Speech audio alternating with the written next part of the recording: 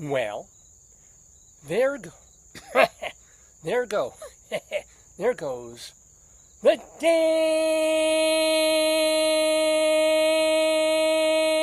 Daverhood. Good morning, everybody, and welcome live on this Saturday morning, September 6th, 2025, to the 998th episode of the Dave's Gone By Facebookio, Podcastio, Programmio of the Stream with me, Dave Lefkowitz, and all of you watching at home. Possibly my darling and adorable wife will join us at some point as well.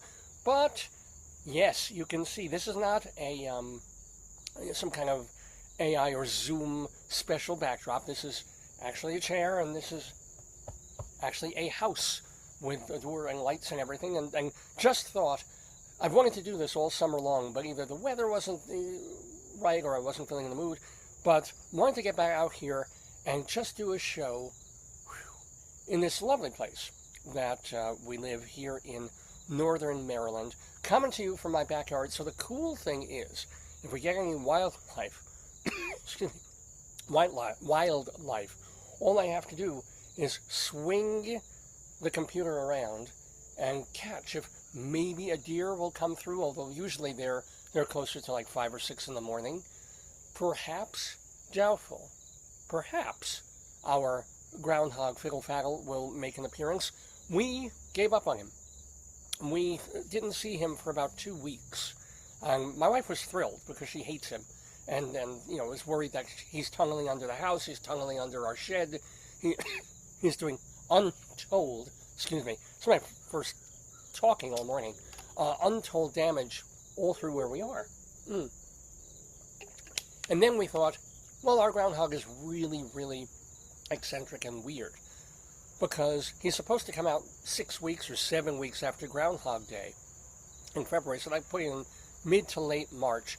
Certainly by early April, the groundhog would be out, right? You would see him if he's still extant and living with us.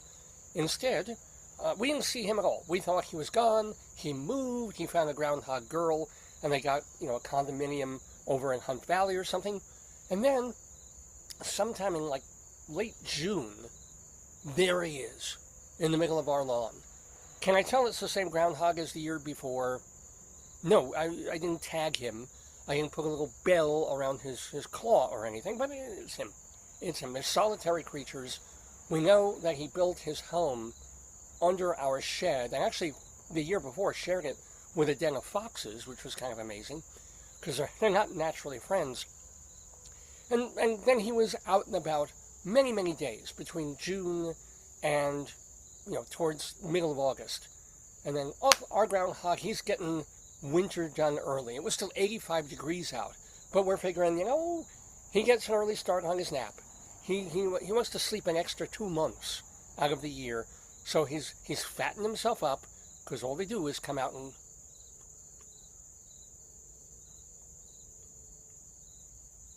ever watch the groundhog? That is literally all they do. They move to a spot,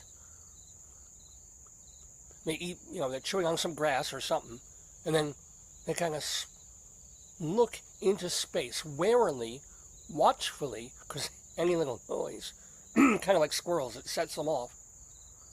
But, and we called our groundhog Fiddle Faddle because of the way he moves. If you ever watch them, it's not like they're on, obviously they're not on paws like dogs or cats.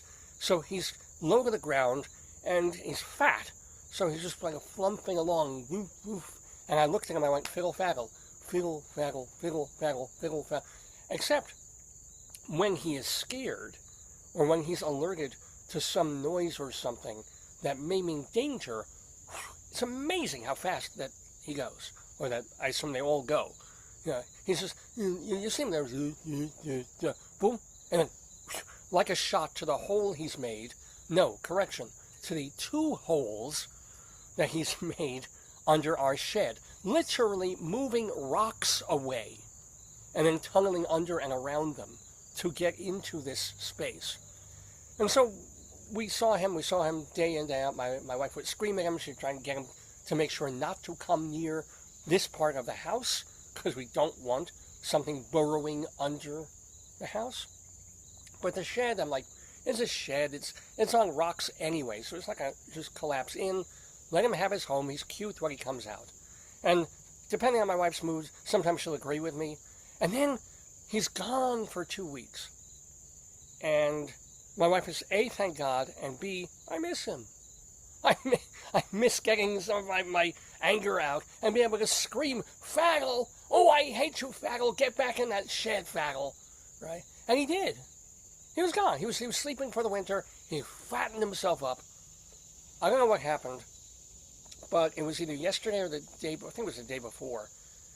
Or, no, actually, maybe both. And I look out the backyard window, and I look towards the shed, and I'm like, oh, you've got to be kidding me. Maybe it was because we had the first bit of rain. Excuse me. That we've had in a very long time. Well, no, for a week. For a week here in northern Maryland. Maybe that, and then after the bit of the rainstorm calmed down, or rain was coming through, and it was humid, and the animals kind of sensed it, so we saw deer and our usual bunnies and stuff. But there was Faggle. Faggle's anything. Eating, fumpering around the garden.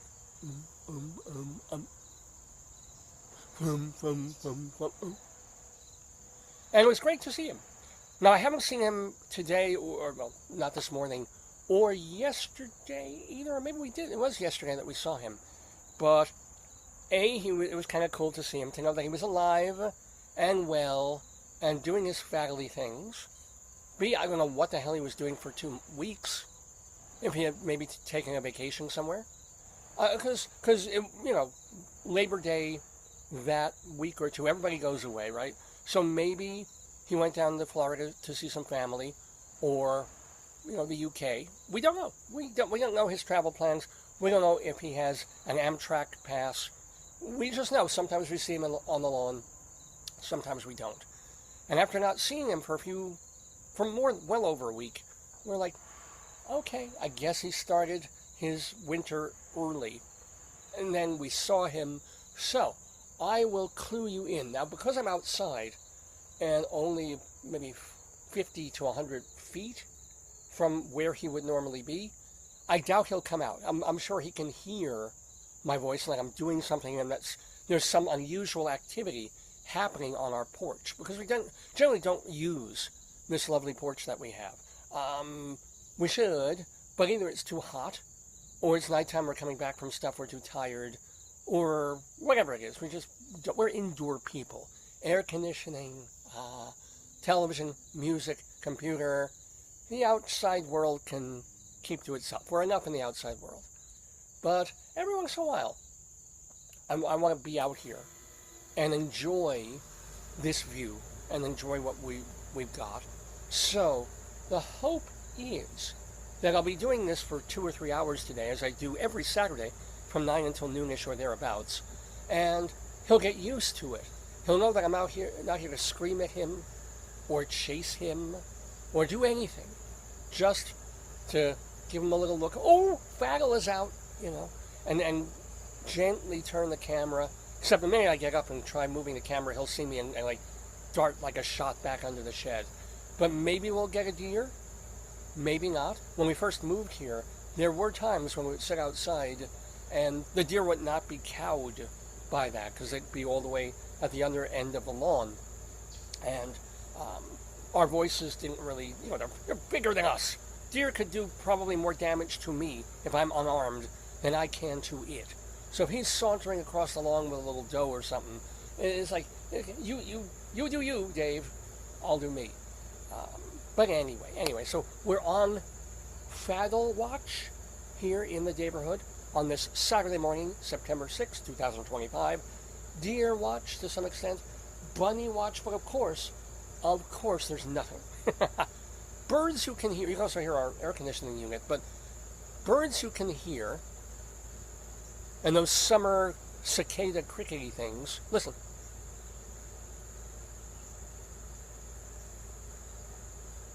I hope you hear them over the hum of the AC unit, but of course, before I went on the air, birds squawking.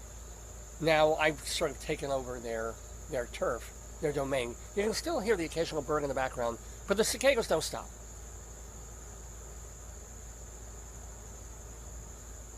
Oh, you hear that? Yeah, over the cicadas, you heard a little cheepy bird. And we've had a bird or two flying right behind me, where we have, I think it's a wisteria bush or something like that. In fact, I will do this, because there may not be an excuse to do it if no animals or birds come over. So I'm going to try and swing this around and bring it back. So this is what I'm looking at, right? I feel like an AI video on Zillow. Like, this could be your home. I'm kind of lucky that it's mine. So, there we go. Anyway. And there's a lot of growth and greenery still, obviously, this time of year. So even if somebody comes out, he may be blocked by leaves and trees and bushes and such. But trust me, if there's an animal spotting, I will cue you in. Anyway, I'm Dave Lefkowitz, and this is Dave's Gone By, which mixes humor and talk and culture and interviews and all sorts of stuff that we've been doing for, oh my God, a very long time. We started in early October of 2002, doing this program for you. We were on terrestrial radio back on Long Island in New York. Did it there for many years. First on Sunday nights, then on Monday evenings, then we moved around. Then moved from Long Island, did the show online for a little bit, then found a wonderful student radio station at the University of Northern Colorado, where I did the show very, very happily for, gosh, a decade, I think. And it was still just a radio show for most of those years. We just went in, we had a wonderful board, lovely people there to work with. And as we mentioned, my closest aide-de-camp, or the guy was over me, actually, even though he was a student and 30-something years my junior, a fellow named Sam, who has since married and had a little baby just a couple of weeks ago, so yay. But, okay, we're doing the show there and being able to play music, because at that point it was a school radio station, and it was internet radio, though. We weren't, I don't think, on the dial there physically, on the Colorado dial. But still, I had carte blanche. At some point late in that run, my wife's idea, why don't you put up a camera? Because I was watching sometimes people like Don Imus, who amazingly enough, I think was on MSNBC, and he would do his show. He was just doing his radio show. He would sit there by his monitor with the headphones on, with the board, and chewing his gum, and doing his show, and talking to his usual crew, and so forth. And I never listened to Imus on the radio. But if I had the TV on in the morning and I didn't want to watch the news, I'm like, this is a man doing radio on TV. And it's kind of okay. You kind of want to watch him doing these things and his facial reactions and so forth. And then Howard Stern, of course, did TV stuff, and then he started bringing in cameras. And I was like, well, why not? Well, why not? So we started taping the shows. And late in my tenure at the college radio station, we did flip live to Facebook while also being on the college station, and that was a whole new deal. It was me. That was a bug on my face. Cool. It was me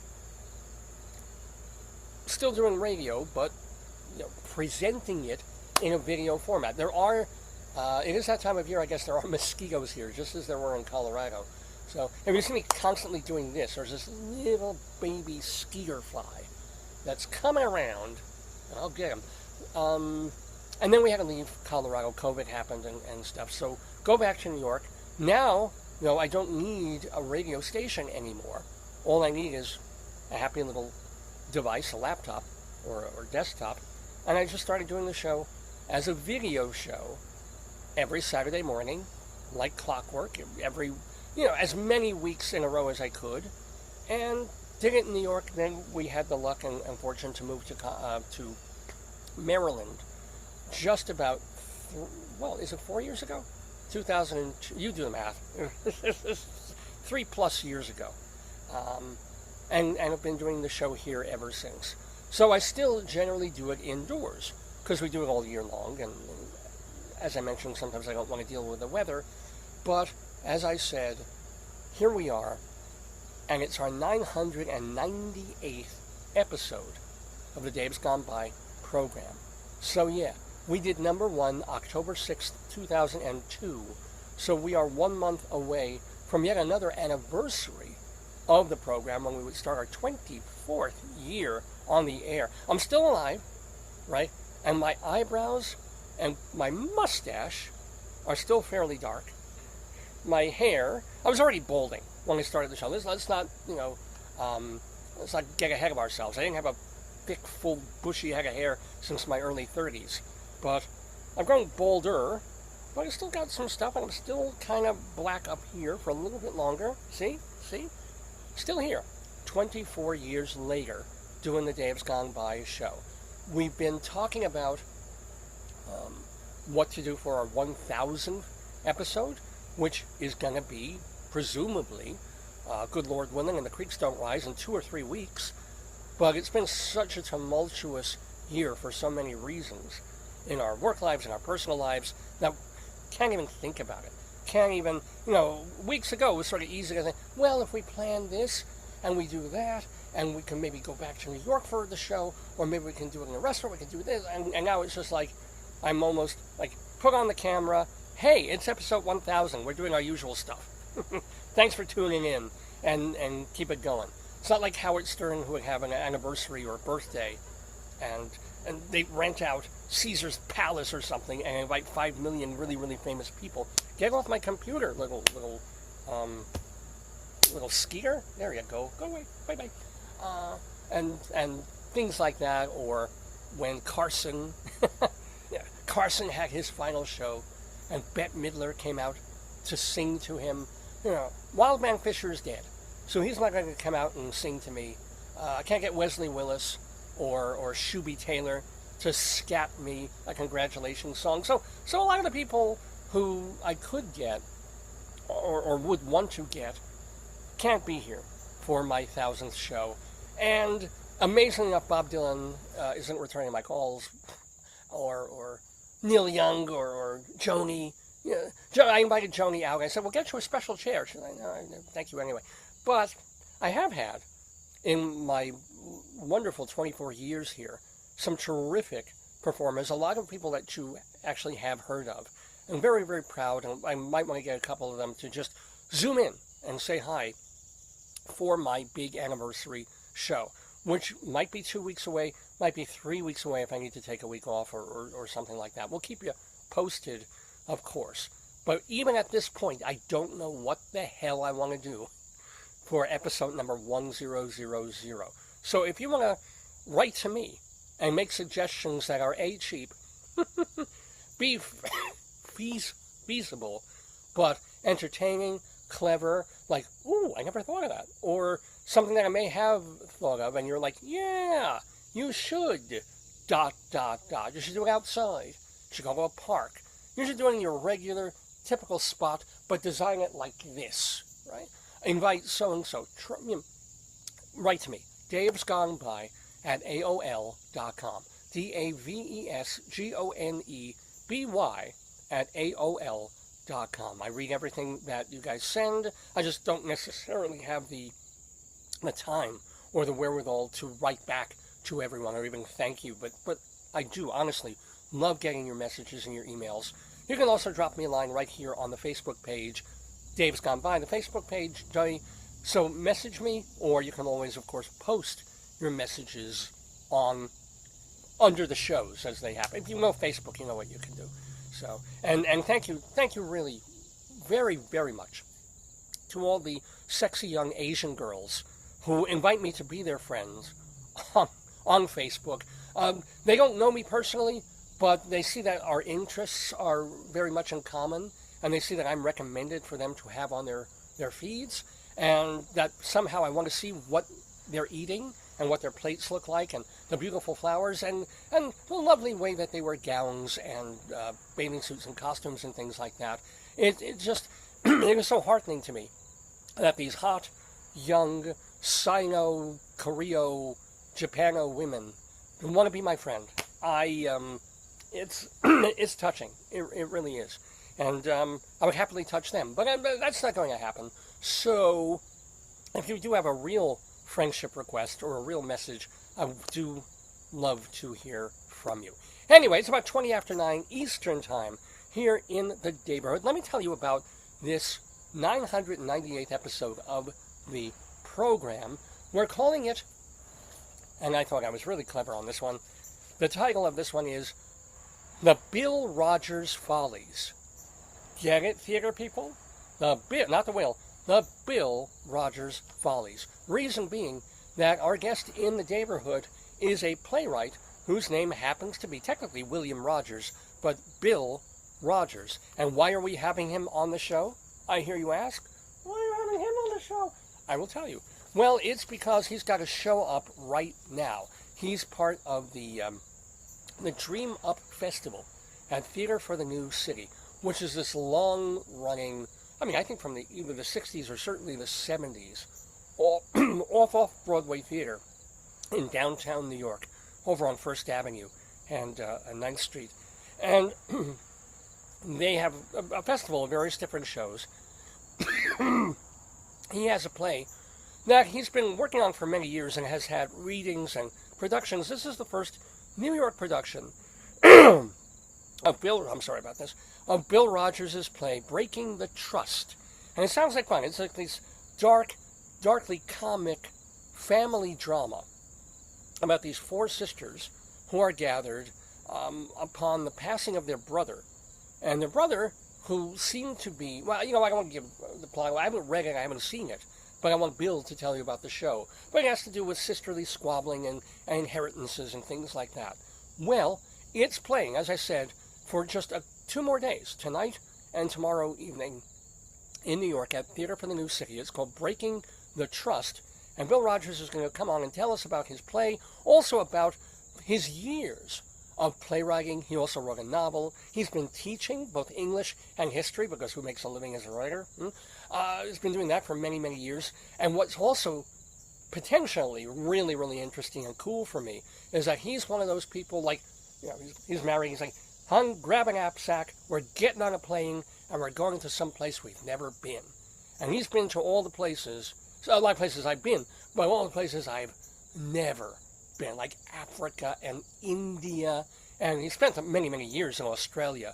So I'm sure he has stories not only about the writing world and the theater world, but about just like, hey, this is what happened when I was in, and I always say Bora Bora, but this is what happened when I was in Bora Bora. And he won't be Bora Boring about it. So we're looking forward to Bill Rogers joining us in the Daverhood in about half an hour from now, talking not to me, by the way, of course, but to our most beloved, besides my wife, most beloved personage in the Daverhood, Rabbi Sol Solomon.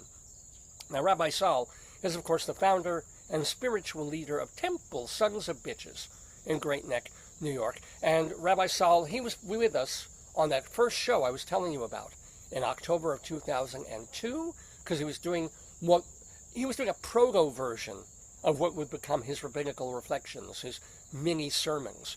And over the years, for the past many years, he's also been doing our, hold on, little mosquito, I'll get you.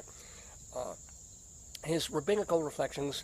He's also been doing a lot, almost all of our interviews on the show, because he's more lively, he's more fun, he's more able to get away with saying things than perhaps I could. So it'll be Rabbi Sol talking to Bill Rogers in the Daverhood just a little while from now. What else are we doing on this episode of the show? I'm glad you asked again. So we have Greeley Times for you, which is based on actual, just like this is an actual real place in Maryland. Greeley Times is based on real phone calls that come into the police department in northern Colorado, like Greeley and Evans and Johnstown and that area of Weld County. And the Greeley Tribune, a newspaper, a real, actual newspaper, despite the insanity of this classic cover. Yeah, this is a real newspaper. And they still publish, but this paper's 100-something years old. And they still come out, I think, 3 or 4 times a week and update all their stuff online, all the time. But the Greeley Tribune has a column called Cop Log, and it has to do with literally when the dispatcher takes a phone call from the general public in the police station, she or he is writing down all the information. Well, because the cops need it in case they have to make a call and they have to go somewhere. Well, I guess it's public information. The newspaper gets wind of it. They take out the identifying information and just publish what the call was about. And sometimes what the call was about is funny and ridiculous. Well, they gather all of those in Cop Log, and we gather the best of those in a segment that we call Greeley Times. Actually, I forgot to load up my, there we go. Forgot to load up my iTunes there to make sure I have the music for all these things. So yeah, we'll do Greeley Times for you a little later in the show, based on Cop Log. Then we will have Dave's Big Dictionary. Dave's Big Dictionary is a segment we started doing a few years ago where I challenged myself, right? And believe me, I am a very challenging individual, but I challenged myself to talk extemporaneously about some subject. How do I find the subject? Oh, go into the dictionary, go at random, put my finger down, or my wife would put her finger down, on a word, without even looking, just thumb, point, and whatever that word was in Cambridge or Merriam-Webster, I would have to talk about. And I would give myself a little later in the show, so things could be happening in the back of my head, and then come for 5 minutes without really any pre-preparation before that day's show, and just spark my neurons. Whatever happened to come into my mind, whether directly connected to the word, ideally, or this word made me think of this, and this makes me think of this, and let me talk about this. Trying to be entertaining, trying to be amusing, humorous, for you guys. And I've really enjoyed doing that. I hope you've enjoyed. Sometimes it works out great, and sometimes I think the word's going to be wonderful, and I look at it and I'm like, I don't have any fun stories. I don't have any anecdotes. I'm just gonna blather for a couple of minutes. Sorry. And other times I look at the word and I'm like, oh my God, what did I get myself into? And I find some little way in, as Leonard Cohen said, there's a crack in everything. That's how the light gets in. The light gets in, and then it's like off to the races, right? So, what is the word of the day? For the first few years, we would do this manually. But now everything's digital, everything's online, and we want everything done for us by AI. So we're letting Merriam-Webster's dictionary do the work of Dave's Big Dictionary for us these past year or two. So Merriam-Webster comes up with a word of the day. It's kind of a way to remind people that dictionaries still exist, even if you're not physically going out and buying one anymore. That you can go online and you can subscribe. Like Oxford will give you some stuff, but the rest is behind a paywall. There's reason still to consult this wonderful thing called a dictionary. And so, the great way to remind you is on your feed or on whatever. It's like, ooh, Merriam-Webster, word of the day. Well, I checked. You can check too. I'm not cheating on this. And the word of today is mollify. Mollify, M-O-L-L-I-F-Y, which is to make someone less angry, to ease them, to reduce something in intensity, as in, time mollified her anger, right? And we'll give some context to the word and where it came from, some of the etymology. But that is going to be my, I lost my, where's my thing? Where's my window? Oh, hello, I'm back. So what I will have to do a bit later in the program is speak about whatever the word mollify makes come into. I'm already working on it. I'm not getting anything yet, but I will. Speak for 5 minutes or so about something involving the word or the thought mollify, to make more like Molly, essentially. So I've been listening to... No, I shouldn't tell it now because I'm giving up the cool stuff I'll do in the actual segment, but I'll forget between now and then. So I've been listening to James Joyce's, Ulysses in the car, which is really the best way to read a book like Ulysses. And you know, I'm far, far away. I'm only through the first third of the book again. And I know at the very, very end, the whole last chapter is this soliloquy by Molly Bloom. So at that point, for the week that I'll be listening to that chapter in the car, it will essentially mollify my life in the car. Yeah, okay. You know the program you're watching. You know I'm Dave Lefkowitz. You know this is Dave's Gone By, our 998th episode. Listen, we got a dog in the background, not ours. Did you hear it? We're in a real backyard here with floating pollen and our air conditioning system going and the cicadas and the birds. And as you can see, because I didn't do any real speaking this morning, we had to throw out our kumquats. I was eating a kumquat a day in order to kind of release my 61-year-old male phlegm before I had to start using my voice and speaking in the morning. Well, the kumquats kind of shriveled up and we couldn't find any new ones at Wegmans. So rather than being the smart person and having a glass of orange juice this morning, I figured, oh, I'll be fine. And I was like, I did. Save for you, though, to begin this episode of the show with a segment that we do now and again. I saved for you a bit of my phlegm. I know.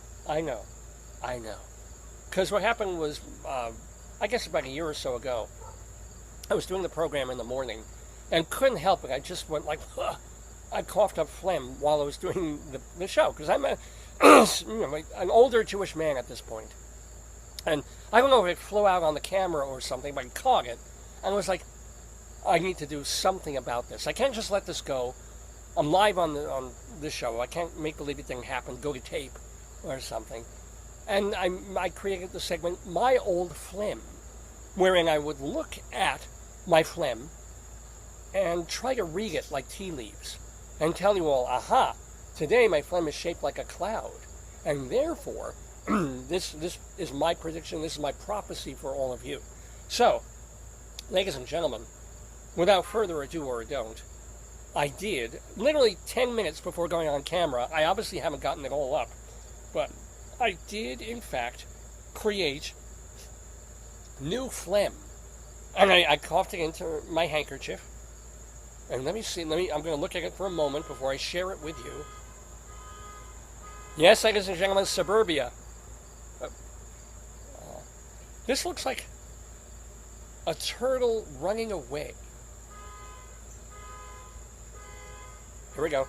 If you haven't had breakfast yet, you might want to change your but doesn't it? Or maybe a bunny or a buffalo running. You can see the legs, like the hind legs and the forelegs and the big old head. Okay? This is my actual real life phlegm. This is not AI phlegm. This is not digitized Elon Musk phlegm. This is the real deal, my friends. And it came out like an animal of some kind running away. Do you see that? Do you see the tail, the two legs? And I didn't move it. I didn't manipulate this with my fingers. I didn't do anything. It came out of my throat onto the handkerchief just as you see it. And so if I'm going to to read the prophecy of this phlegm, I would say, well, there are times when it is good to run away.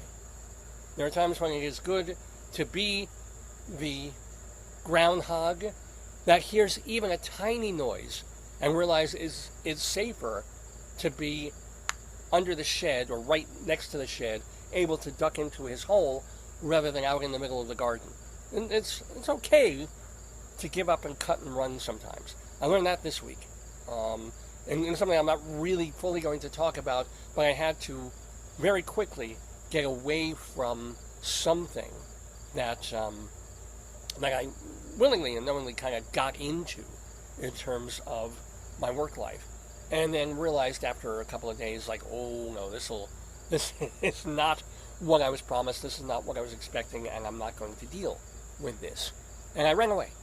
I just said, I'm too old, and too set in my ways, and too this and too that, and not getting this or that enough in recompense, I am running. So, yeah, a lot of times we can't run away. A lot of times we have to stay and deal with some of the toughest things in our lives, and we get that. And in your mind, though, you run away. In your mind, at least, the second you can step away from that situation, you're like, I'm out of here. I have to be back there on Monday or Tuesday or Wednesday, whatever. But for now, I've gotten, at least in my head, if not in real life, I can get the hell out. So, there's my prophecy for you. I hope in your lives, when you can run away from something that is not going to be good for you, get out. And when you can't, mentally get out whenever you can. And this, my friends, is the lesson of the phlegm. The lesson of while my catarrh gently weeps. That doesn't make any sense at all. Let me blow my nose. I'm not going to share that with you. That would just be disgusting. To show my phlegm is one thing. To show my nose goblins out of my nose onto my tissue, that, my friends, is a step too far. And I understand that. Hold on. Oh, that's good. Oh, that's some good stuff. Okay. Anyway, so that was my old phlegm on Dave's Gone By. As I said, we have Greeley Times coming up. We've got an interview with Bill Rogers. We have Dave's Big Dictionary about the word mollify. Oh, and our Colorado Limerick of the Damned. Because as I mentioned, my wife and I lived in Colorado for a little over a decade, and I took it into my head to write poems about as many places in... Listen to that dog. You hear that?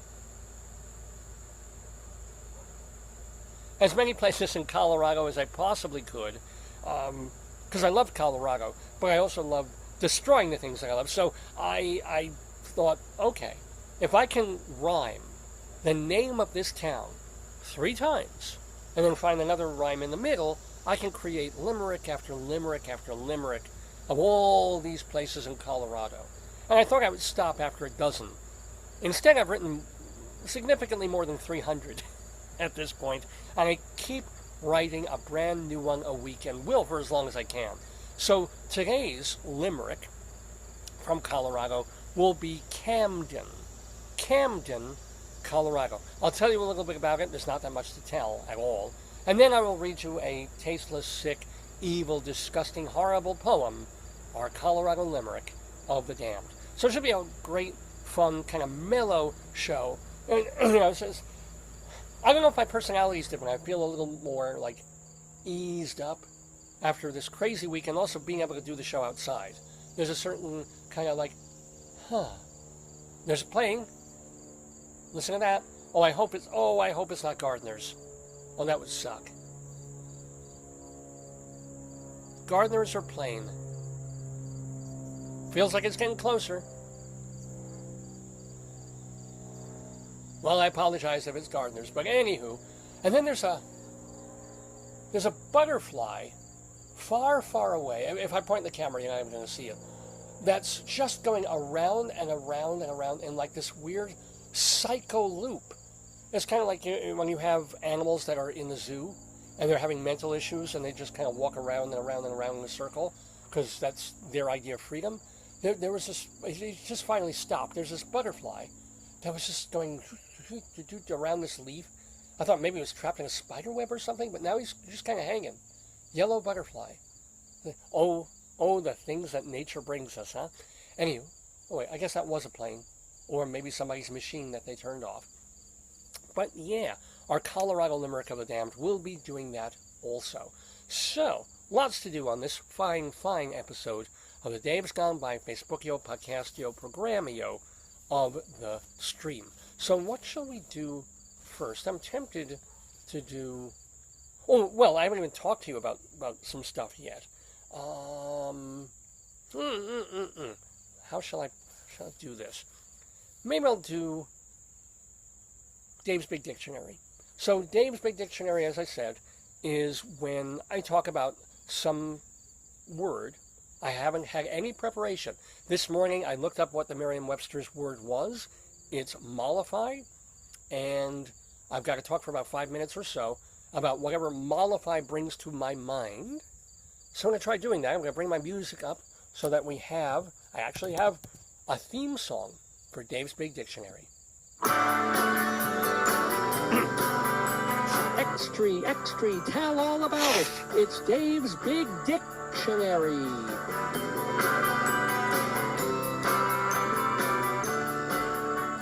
So, mollify, which, I wish someone would mollify me over these flying mosquitoes. I'm going to be one big itchy lump by tomorrow. I think I'm getting him. I think I've kind of got a bead on him. I go swat. He's gone, or maybe there's several of them, because it's quite humid here this morning. I could even possibly have a shower in a little while. But there's a pleasant breeze, but it also is still pretty warm. And there's mosquitoes just buzzing around. And I am wearing long pants, which I generally don't do when I do the show in the house. I do it half naked. But so I'm not really worried about my legs, but these arms are open and available and full of beautiful, delicious veins and arteries. So I'm gonna get you. I'm gonna get you, sucker. And he literally is. Come to think of it, a mosquito is a sucker. I'm gonna get you, sucker. So you might see me doing this, or by tomorrow I'll be like, Lang-a-cane, please, Lang-a-cane, whatever the hell they call it. But I'm pulling myself away from this segment because I'm still trying to think of what I'm going to talk about in terms of mollify. But what often helps me is reminding myself and you guys what mollify, the word of the day, means. It's a verb, and it means to make someone less angry or to reduce something in intensity. The celebrity's statement was intended to mollify critics. And it's not quite onomatopoeic, but there is this certain sense of, mollify. You don't make someone angrier. You wouldn't say mollify. And it feels a little bit like what it is, mollify. So here's context. These context things are always too many words than they need. But did you know, according to Merriam-Webster's dictionary, did you know that the word mollify is particularly well suited for referring to the action of soothing emotional distress or anger and softening hard feelings? The word comes from the Latin adjective mollus, meaning soft. Mollus is also the root, and mollus, M-O-L-L-I-S, not like mollus for mollusk or something like that. It is the root of the English adjective emollient, right? Remember the first time you never heard that word? And then in like the 1980s, you'd see commercials for hand cream, and it was like, it has emollients and emolument. It's like, ooh. And it made it sound so incredibly special. And it was the first time you were hearing the word, but ooh, emollients. Okay. And that was used to describe something such as a hand lotion that softens or soothes. And the noun mollusk. Well, here I should have looked this up before. Here I am saying, oh, it's mollus, M-O-L-L-I-S, nothing to do with a mollusk. And yet, thank you, Merriam-Webster, it actually is. The noun mollusk, which refers to any one of a large group of animals, like snails and clams, that have a soft body with no backbone and usually live in a shell. So I guess the mollusk part of a mollusk is the gooey, inside fleshy thing that you put salt on and you watch Torture and Die. Who knew? Did you know? I didn't know. Who knew? What a wonderful thing the language is. So is there anything else about mollusk? Or my word is actually mollify. Let's see if there's some. I'll thesaurisize it. Thesaurus, I could spell it right, for mollify. Similar and opposite. Mollify has 138 similar and opposite words. To appease, to placate, to soothe, to pacify, to comfort, to calm, to propitiate. Good word. Assuage. Oh, assuage. That's another onomatopoeic word, isn't it? Conciliate, please, disarm. Lovely, lovely words. Yes, I can't leave my English teacher persona behind, even when I get on this show. I'm still like, ooh, here's a wonderful word. Let's use this one. So, mollify, to mollify. Okay, so now my job, shall I choose to accept it, and I shall, is what does the word bring to mind? And unfortunately, me being Jewish and of an older-ish generation, first thing that comes to mind is, Adolf Hitler. Because you can't put a Jew in a room for more than a few minutes without them bringing up the Holocaust, and there it is. So what's the deal? What do you do? When do you not, or when do you try to mollify the guy in power? So this is what, Chamberlain tried to do, and all these other countries tried to do in the early and mid-1930s. It's like, look, if we let their Führer take over this country and that country, he'll leave the rest of Europe alone, right? They'll have some laws about Jewish curfews and maybe keep them from buying apartments and houses in certain parts of Germany. But, he just wants to feel like he's a big shtaka. He's a little guy with one ball. We'll mollify him. We'll appease him. Appease is really the word that we most connect with Adolf. It'll be okay. You give him a bit of what he wants, and he'll shake your hand, and he'll actually be, because he doesn't want to get into a war. He doesn't want to build up his army and risk his beautiful country for these. He may seem crazy, but he couldn't be that crazy if he became the leader of this country and organized all of this. He's a smart dude. If we appease him, if we mollify him, he'll be okay. Haha. So, have we learned that lesson? Not sure where I'm going with this, but, whom are we mollifying? Whom are we trying to appease? And is it working? Is it the right idea? If you throw one side a bone, this can go back to the whole other range of the political and social spectrum. It was kind of like post-Me Too movement, right? Which was happening 5 to 10 years ago already. And women were finally saying, enough. We're not going to be quiet.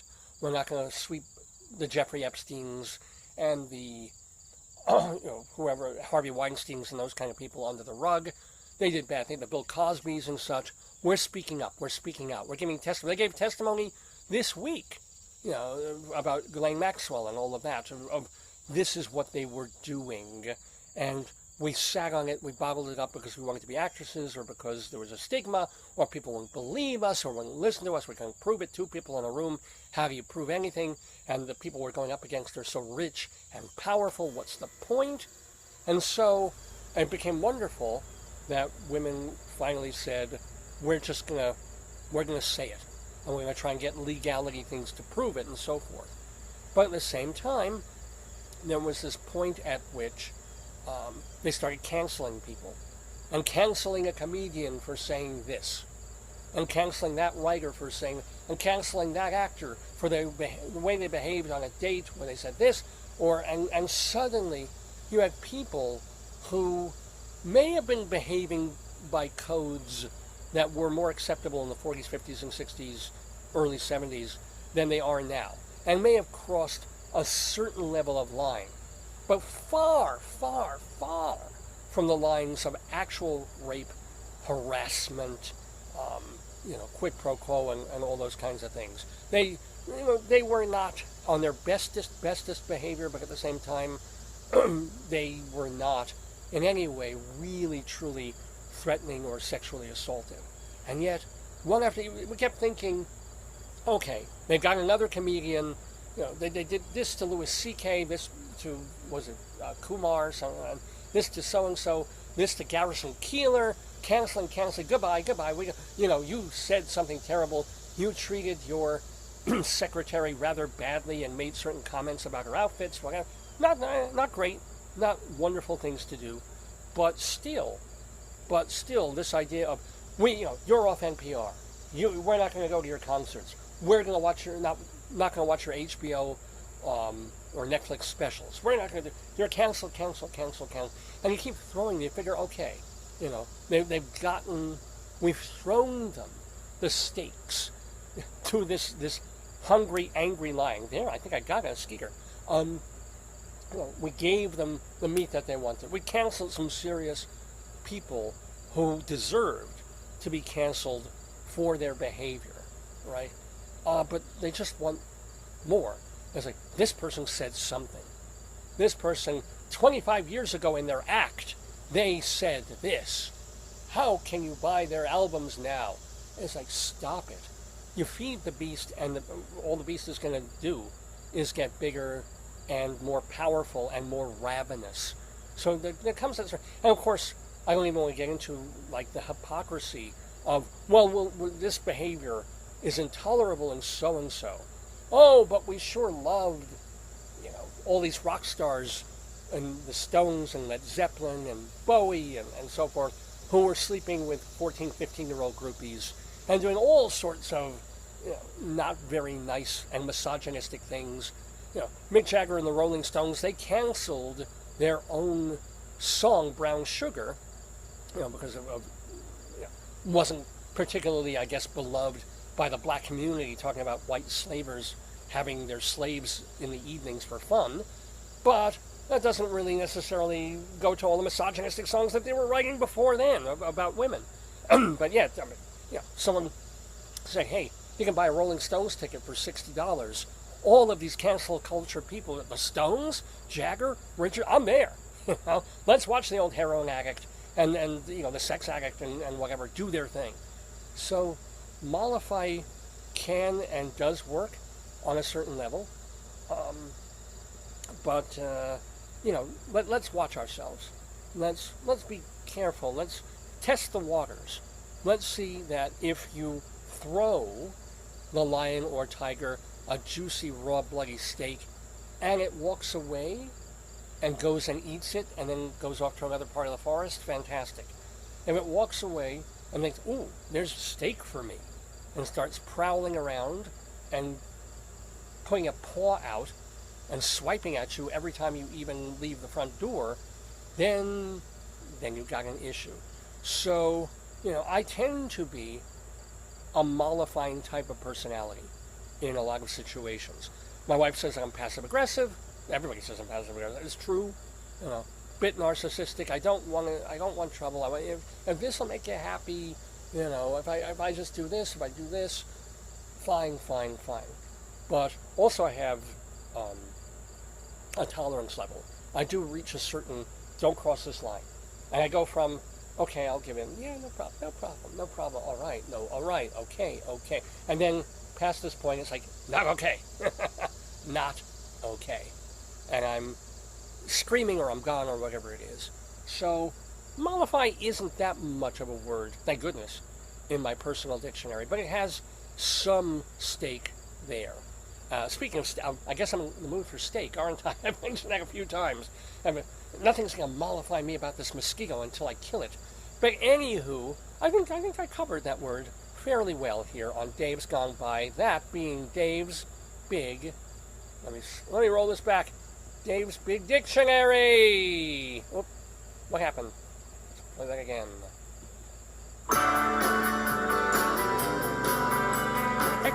Extra, tell all about it. It's Dave's Big Dictionary.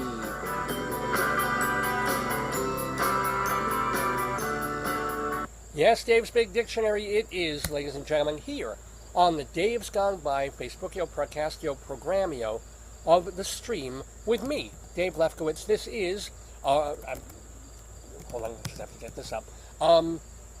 This is our 998th episode. We're doing it live on this Saturday, September 6th, 2025. And we're calling this episode the Bill Rogers Follies because Bill Rogers, a playwright and also an educator, is patiently waiting in the Daverhood waiting room to chat with the one, the only, the Jewish Rabbi Sol Solomon. So, without further ado, I want to remind you that if you want to know more about this program, go to davesgoneby.com. I kept mentioning earlier that we've been on the air for 24 years almost. Every episode, just about, that we've ever done, whether audio or video or both, is there for free. You can just stream, you can download from our first episode to our 21st, to our 121st, to our 721st episode, with all the celebrities, all the interviews, all the comedy bits, all there for you. Thousands, literally, thousands of hours of what I consider entertainment in the Daverhood. Just go to davesgoneby.com. We also have our archive, excuse me, our archives at davesgoneby.com and archive.org. Archive.org, I don't get any money from it, or I'm not connected to it. It's just this wonderful repository of old radio shows, old TV shows, literature from hundreds of years, being able to borrow and read books and things for free. It's like a library of art and culture and literature right there on your computer, archive.org. It's a wonderful thing.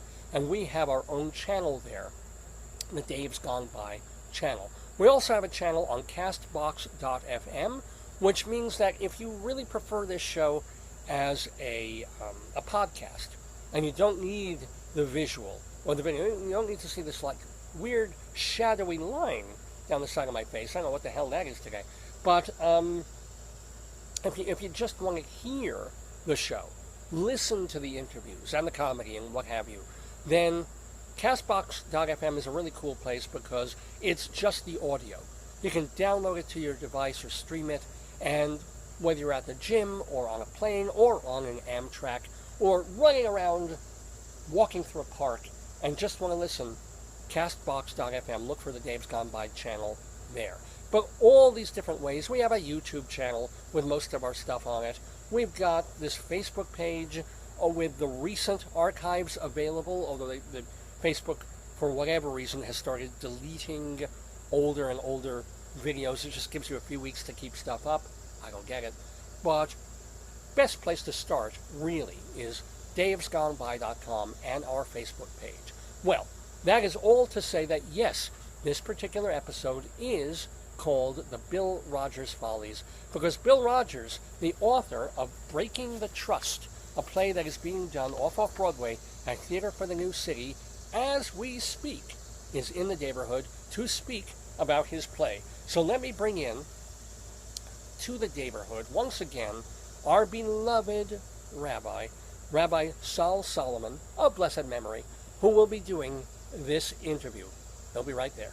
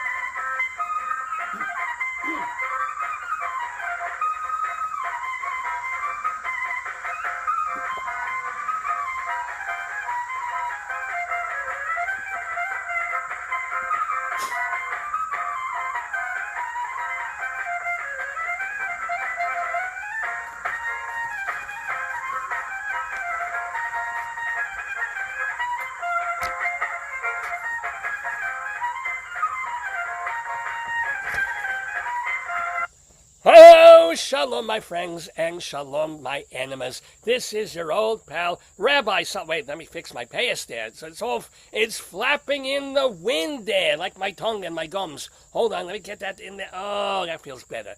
Ladies and gentlemen, we're about to be speaking to a playwright and a teacher. And, oh, he's got a nice little backdrop, too, doesn't he? Shalom, wait, let me make sure you're on. Can we hear? This, by the way, is Bill Rogers. Bill Rogers, are you there? Can we hear you? We see you. Hello. Hello. Shalom to you. Oh, my goodness. Let me tell you a little bit about the person that you are seeing right now. He is playwright Bill Rogers. He has taught English and history and also written a novel as well as many, many plays, both here and when he lived for many years in Australia. So we'll talk about what it's like down under, which is really what my proctologist does. And he has lived in many places and had his plays produced in places like Albuquerque, New Mexico, Kansas City, and New York. He is a finalist, and this is something. If you've ever written a play, you've probably submitted it to the Julie Harris Beverly Theater Guild for consideration. He is a finalist for one of his plays. Also, his novel Mango Black came out just a couple of years ago. But the main thing is the reason Bill is joining us today is his play Breaking the Trust won a Plays in Progress award from Rockhurst University. And now you can see the finished latest version at Theater for the New City. It's playing tonight and tomorrow at 5. You can see it off-off-Broadway in New York. Get your tickets at the Dream Up Festival website. It's dreamupfestival.org. But the main thing is to welcome you to the Daverhood. Bill Rogers, shalom to you. Shalom to you. Good. We have a musical cacophony going on because we're on 48th Avenue, and I think they're going to do a parade. So we've got drums and bugles and motorcycles, and, we've got soundtrack for this conversation. Wait. Did you say 48th Avenue or 8th Avenue? You're 48th. in New York. They're going down to 5th. I think they're going to go down to 5th. They're staging out here. There's a lot of police and motorcycles. 48th Street, sorry. Oh, 48th Street. Oh, I got it. Yeah, that's what I was wondering. There's no 48th Avenue was in the middle of the Hudson. Yeah, no, 48th Street. Got it. Cool. 48th I'm Street. geographically challenged in New York, so you have to give me a break here. Yeah. I never give anybody a break. Come on. Okay, that's fair enough. I'm old school. I'm Old Testament rabbi. But and I hear your lovely wife. I assume her name is Janet from Janet. Yes, I'm using her iPad for this Zoom because mine's on the fritz. So. Oy. Well, thank you for getting. You look great. I love your backdrop. It's not 48th Street. I'll tell you that. No, that's San Diego. Oh. And hello to Janet. When did you meet your lovely and wonderful? You want to bring her on camera? Sure. You can say hi. Hello. Hello, Shalom. How are you? You're adorable. How did you guys meet? We met at a party. Yeah. I was at a party for some people I didn't particularly care for, but I scored some points in a basketball game, and I wanted to strut around, and I showed up, and it was lucky I did because I met her and fell in love almost immediately. And this was how long ago? Oh, this was 56 years ago. Oh, mit Mazel, so you've been married. You passed your 50th anniversary. 52. Oh, first of all, you barely look 52 yourself. Neither does she. I don't know what the hell. Well, we were only 3 or 4 when we first met and got married at 9 or 10, I think. Actually, you passed each other embryonically and then met again when you were 3 or 4. It's rather extraordinary. So I'll bet knowing you, I don't know you, but knowing you, you did something special for your 50th, like going to some insane, crazy place in the world as a traveler. Did you? I don't know. Where'd we go? I'm not sure we did anything like that. I think it was a pretty prosaic wedding anniversary. It was COVID was on, and it was. Huh. It was not. We're going much of anywhere then. Oh, of course, because of. So, have you been anywhere cool since COVID besides Midtown Manhattan? Albuquerque. Wow. All right. And we went to England and Scotland a couple of years ago. So. Oh, all right. Fair enough. Because this man, one of the things that he has done is been a true, an honest-to-God world traveler. I don't just mean Detroit, right? I don't just mean Albuquerque. And Neil Young had some nice things to say about Albuquerque. It's a nice place. But what is the wildest, weirdest place that you and Janet have ever gone to? Oh, I don't know. I mean, we've done so many of these. I guess Bhutan was one. Bhutan? We went to Bhutan, the happiest kingdom on earth. We went to Africa. We went to Kenya. So now, give us a story. Like, I don't even know where the hell Bhutan is.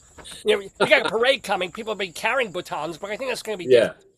Where is Bhutan? It's in the Himalayas. It's in the Himalayas between India and China. Okay. It's just a small country, very mountainous.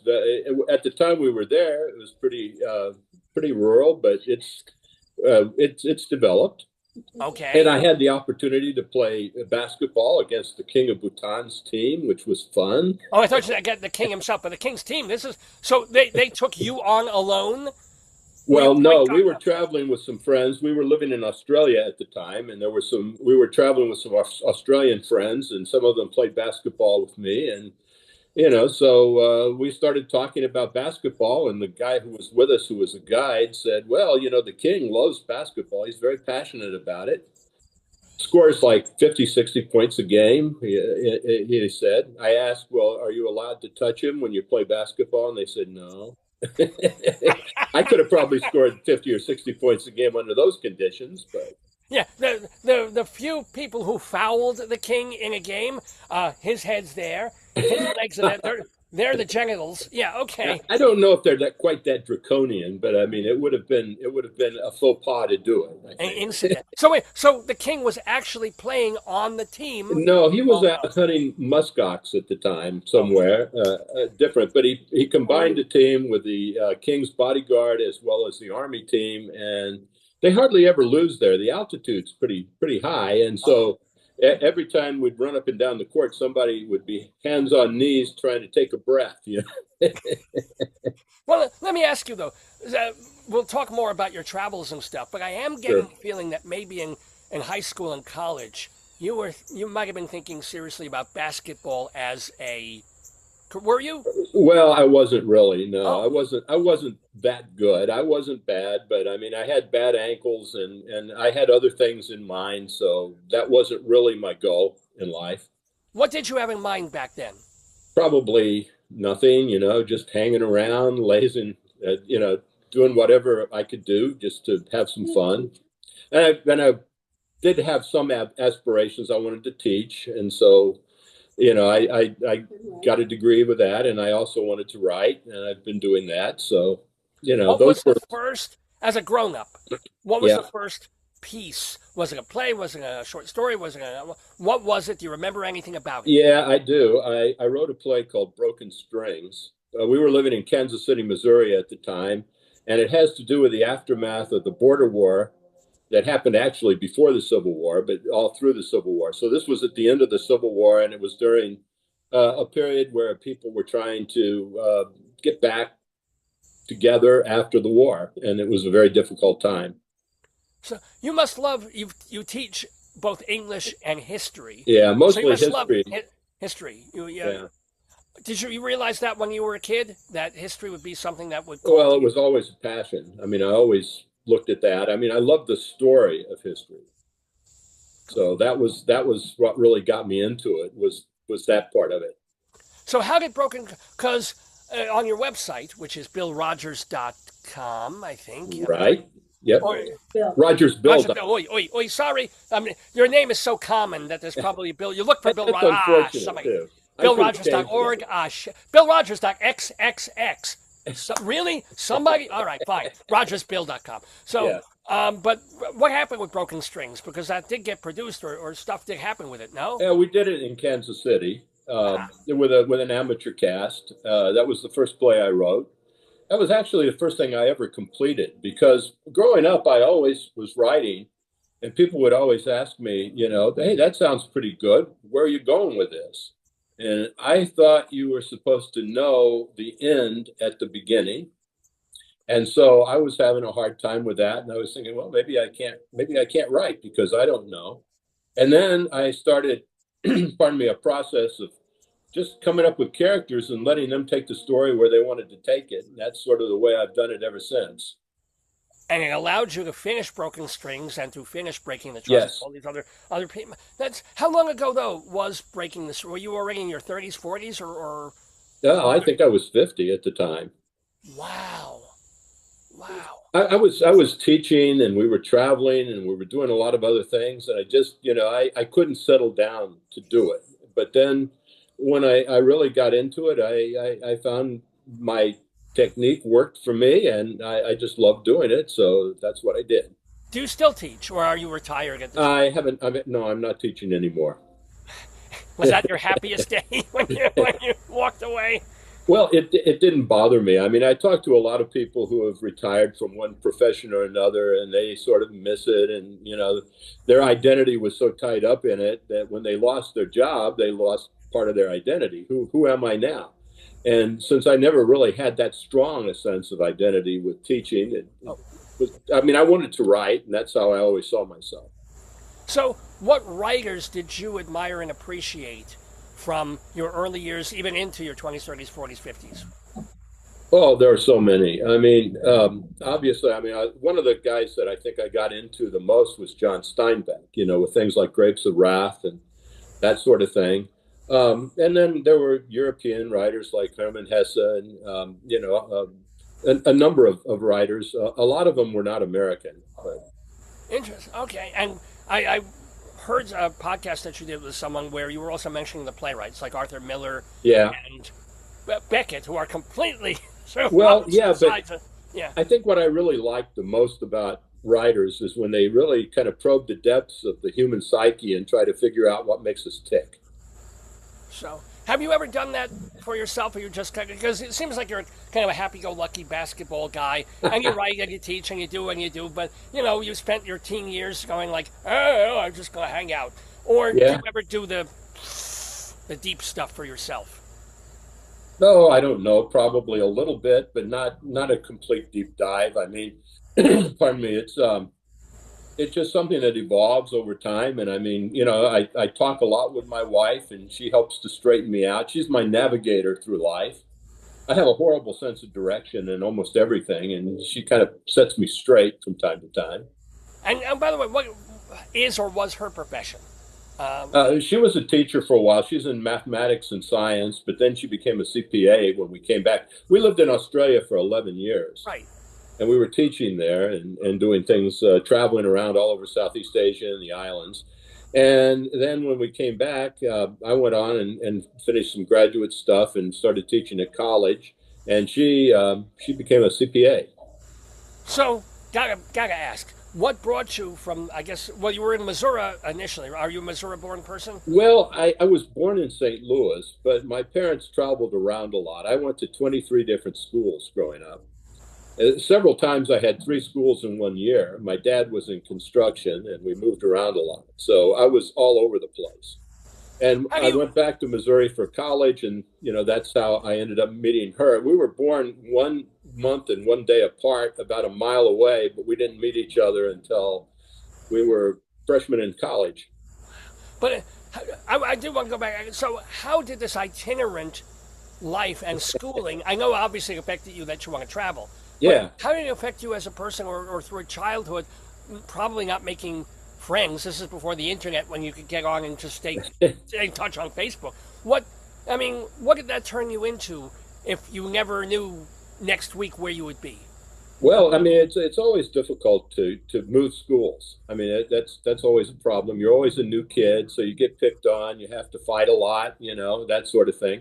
But by the same token, you begin to know people better, and you learn how to adjust to those situations. And I think I did that. And as a writer, I think it puts a lot more paint on the palette. That you have a lot more things you can say. It might deepen your understanding of different kinds of people, and particularly people who might be considered underdogs. Interesting. So, what? Let me ask you then. Why Australia? How did that come about? And what was it like living in down under? Well, we went to Australia because, pardon me, after we first got married, we moved to San Diego. And this was 74, I think. And there were no jobs there. I had a job working for Jack LaLanne for a while, the fitness guy. Okay. And then we found out that they were taking teachers to Australia under a contract, a 2-year contract. And so we applied and we were accepted. And we went there for 2 years. We came back to the States, lived for a little while in Colorado Springs, and then we decided we wanted to go back to Australia. So within a year of leaving Australia, we were back there and we stayed there for another 9 years. So you were able to get the same job back, or what did you? No, no, we got a job in a completely different school. The state schools that we worked with originally had a freeze on hiring foreign teachers by then, and so we got a job working at a Catholic school. Oh, so you had that lined up before you moved back to? No, we took a jump. It was sort of like hope the parachute opens, and it did. So Mazel, really, seriously, Mazel. So what? How is Australia different from Missouri, New York, Kansas City? All the how. What was it like? well, it is a little different. I mean, the people are pretty laid back. It's very, very sports oriented. When I went for my interview, I was working at Jack LaLanne's. And my wife, Janet, called me and said, we have to go for our interview right now. I said, well, but I can't do that. I'm at work and I'm in my work clothes and everything. And she said, we have to do it. So I showed up, and there are all kinds of people in like three-piece suits and briefcases, and I'm in my workout stuff with my big badge that says, I want your body and I want it now. And I thought, I don't have a ghost of a chance of getting a job here. And I went in, and the first thing the guy said, a bit of a sportsman are you, mate? And then we had, all we didn't talk about academics. We just talked about sport. And since you knew so much, did you play other sports? I know we hammered home basketball, but were you also? Well, I boxed for a long time. I was a boxer. I played baseball. And when I got to Australia, I got into things like cricket and stuff like that. So I really enjoyed living in Australia. Wait. You seem like a pretty smart guy. But could you understand the rules of cricket? Oh, yeah. Did you ever bowl a googly? I always wanted to bowl a googly. A googly is one that goes the wrong way. It's like a screwball in baseball. Oh. So they sometimes call it a wrongin as well. A wrong one. Yeah, okay. Yeah, and that's done by what they call spin bowlers as opposed to fast bowlers. And bowling is overhand. You have to keep your arms straight. You have to go right over the top. Right, leg before wicket and all. Well, that's a bad thing. Yeah. That's what I know from Monty Python. Just leg before wicket, and somewhere I heard bowling a googly. But you explained it. You're a good teacher. I understand cricket completely. I could play it tomorrow. Well, there you go. You're a quick study. I could play it with a Torah. Okay. Would not do that. No. Where else? Actually, we want to remind people before we forget that we're talking with Bill Rogers. He is the author of a play called Breaking the Trust that you can see at Theater for the New City's Dream Up Festival. Theater for the New City is an off-off-Broadway house. It's been there for decades now at 155 First Avenue. It's just off East 9th Street.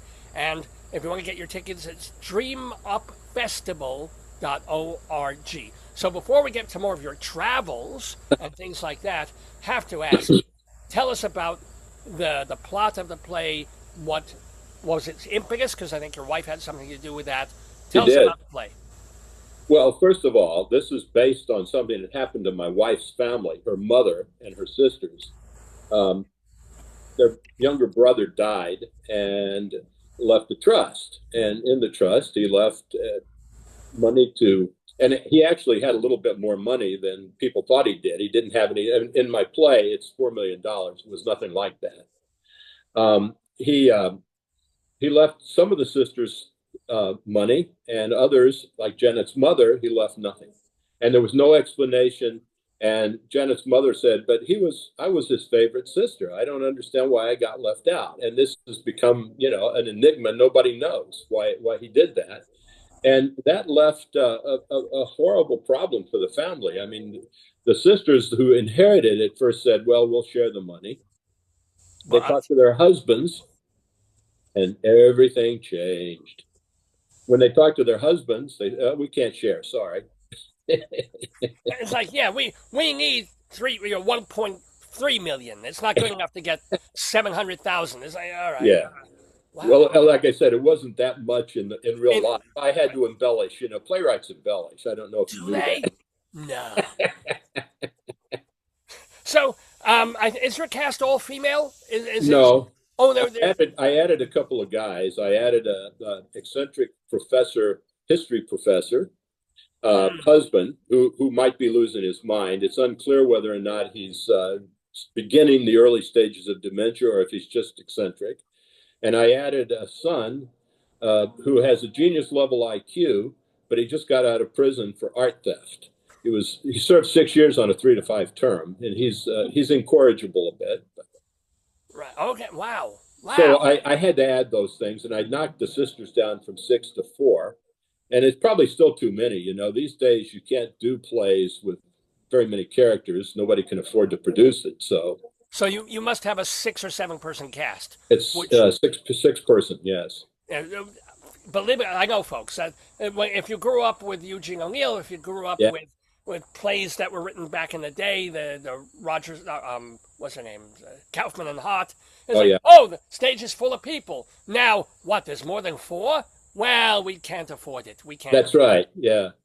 Doing it at the But Kennedy that was Center. the way it was, you know. I mean, I couldn't see how I could do it with fewer characters and get my point across. So, Well, how are you? You're already saying that's a weird thing that you intimated that even 4 sisters might be too many. So, are you going to tinker with the play again after this production? well, I don't know. I've been tinkering with it for years. We did a kind of a developmental production of it in Kansas City a number of years ago.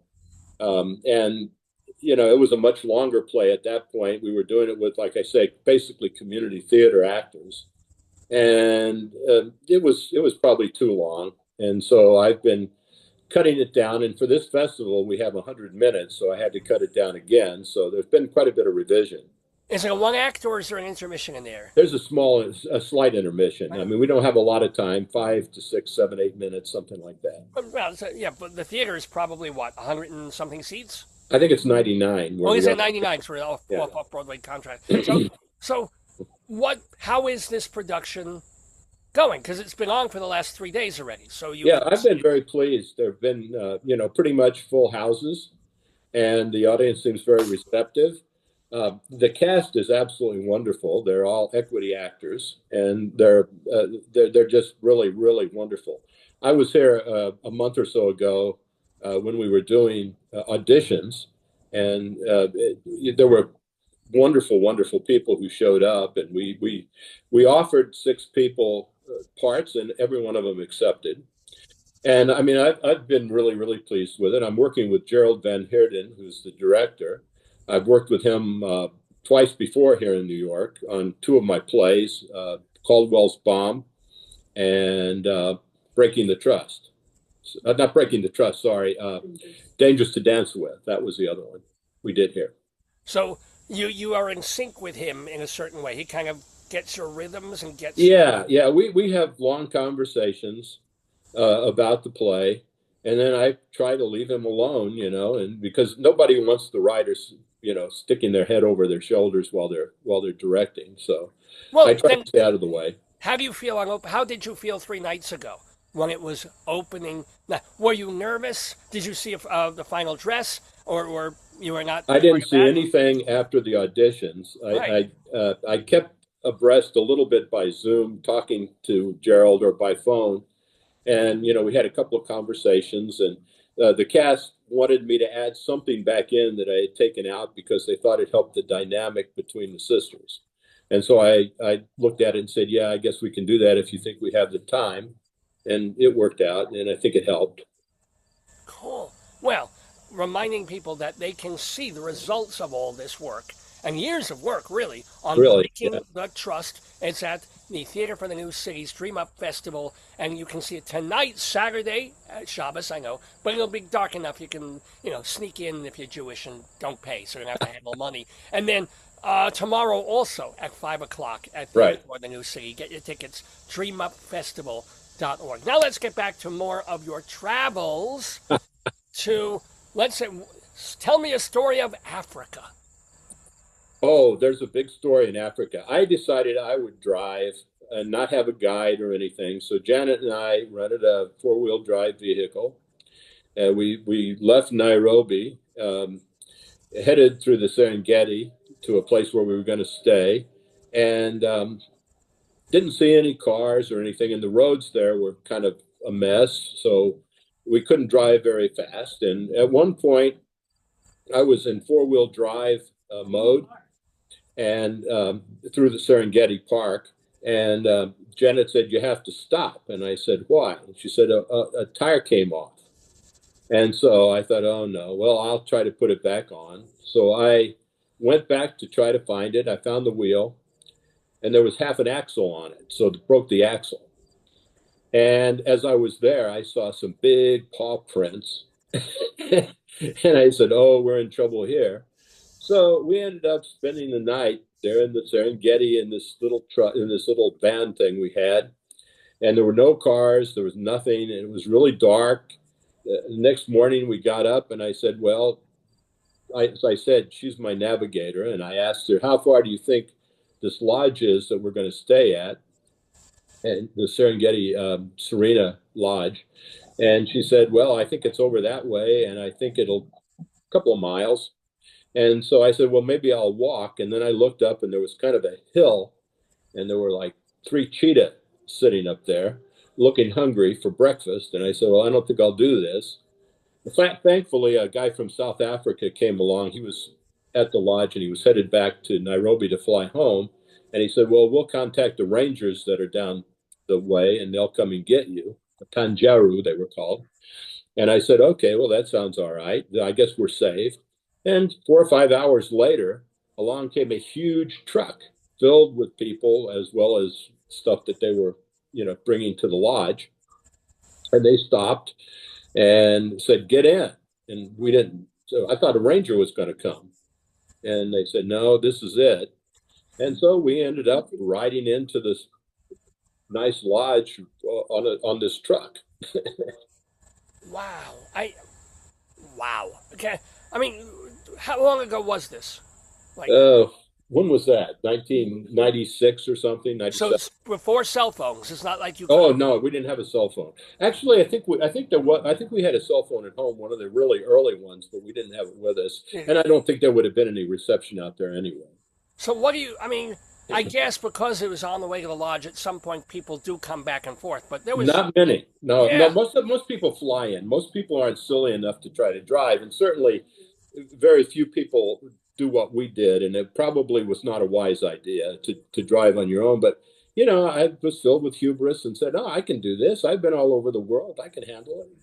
Well, I am kind of curious. What did you do with the truck rental company? Did you have to go back there and bring them the truck, or what? Well, there's an interesting story because that next day they were doing a hot air balloon thing there, and we had asked them if we could join, and they said, no, the balloon's full. But as we were walking out of the place, the guy ran up to us and said, we've had a cancellation. So we were able to take the hot air balloon, and it flew right over our dead car. And the thing was, we called up the rental agency and said, what happened? And they sent a guy to pick it up, and he broke an axle too and couldn't do it for I think it sat there for 2 or 3 weeks before anybody could finally make it. Wow. You are a lucky man, my friend. I've got to tell you. Believe me, I understand that. I was lucky to marry who I married because she's pretty. And did she pack sandwiches? Because when they're overnight, they get peckish. Yeah. We had some food, but not a whole lot. And we had some water. We had enough to make the journey, but we didn't have enough if we were going to be stranded there for any length of time. And you saw cheetahs, but did you ever get wind of any other, besides the big paw print, any other wildlife? Well, we did, but not then. I mean, we saw a warthog, I think, or something like that wander around. And I was really envious of him because I figured he knew where he was and he was going home and we were stuck. And I thought, well, this is the end. I remember saying to Janet, well, I've done it now. I finally killed you, but were there other finally times, managed to get it done. Were there other times in your married life when, you almost, in one of your excursions, it almost became a final event? Well, we were in a hot air balloon also in Australia. And it was interesting because as we were going over a tree, the gondola kind of got stuck on the tree. And so the balloon kept going and we started tipping over. And so the guy who was the pilot of the balloon said, hey, mate, kick away at that branch. And so we started kicking away at the branch, and finally we extricated ourselves and got free. Is it? We were just my wife, my darling wife, Miriam Libby, and I were watching some English mystery show about hot air balloons and things like that. Yeah. And he said, you can't really navigate them. You just kind of go up and go. The balloon goes where it wants to go. Right. Yeah, I don't think I'm getting up in one of those. Well, you don't feel the wind when you're there because you're going with the wind. And it's really a wonderful experience if you don't, have a problem. I'm perfectly fine just breaking wind. That's all the wind that I personally need, honestly. Do you have any stories, though, of going to Nepal and India and places like that? Oh yeah, I mean we again we were I've been to India twice, once with another friend of mine, and then once with Janet and these Australian guys that we knew, and we traveled pretty much all over and tried to see things that we had read about or were interested in, and so we had a good time. Oh yay! Oh yeah! And I love Indian food. Um, Yeah, but you can get that. You can even get that in Missouri yeah, at but this point. it's more expensive there, and it's not as good, really. I mean, it's not as authentic. Yeah, you can't get a good tandoori chicken in the middle of Kansas City. Yeah, it's Well, I almost. guess you can, but it's not. I mean, the food in India is I think really good. I've always really loved Indian food Oh, love it. and So Middle Eastern food and things. I mean, we became vegetarians in 1974, and so really, we eat milk and egg products, but we don't eat you're meat. not vegan, but you're No, vegetarian. we're not vegan. No. What was the impetus? You just wanted to save animals, or was it a health thing, or why? It was just a thing that all my life I ate a lot of meat. I was pretty carnivorous. My dad was Yeah, extremely look at you. carnivorous. Yeah.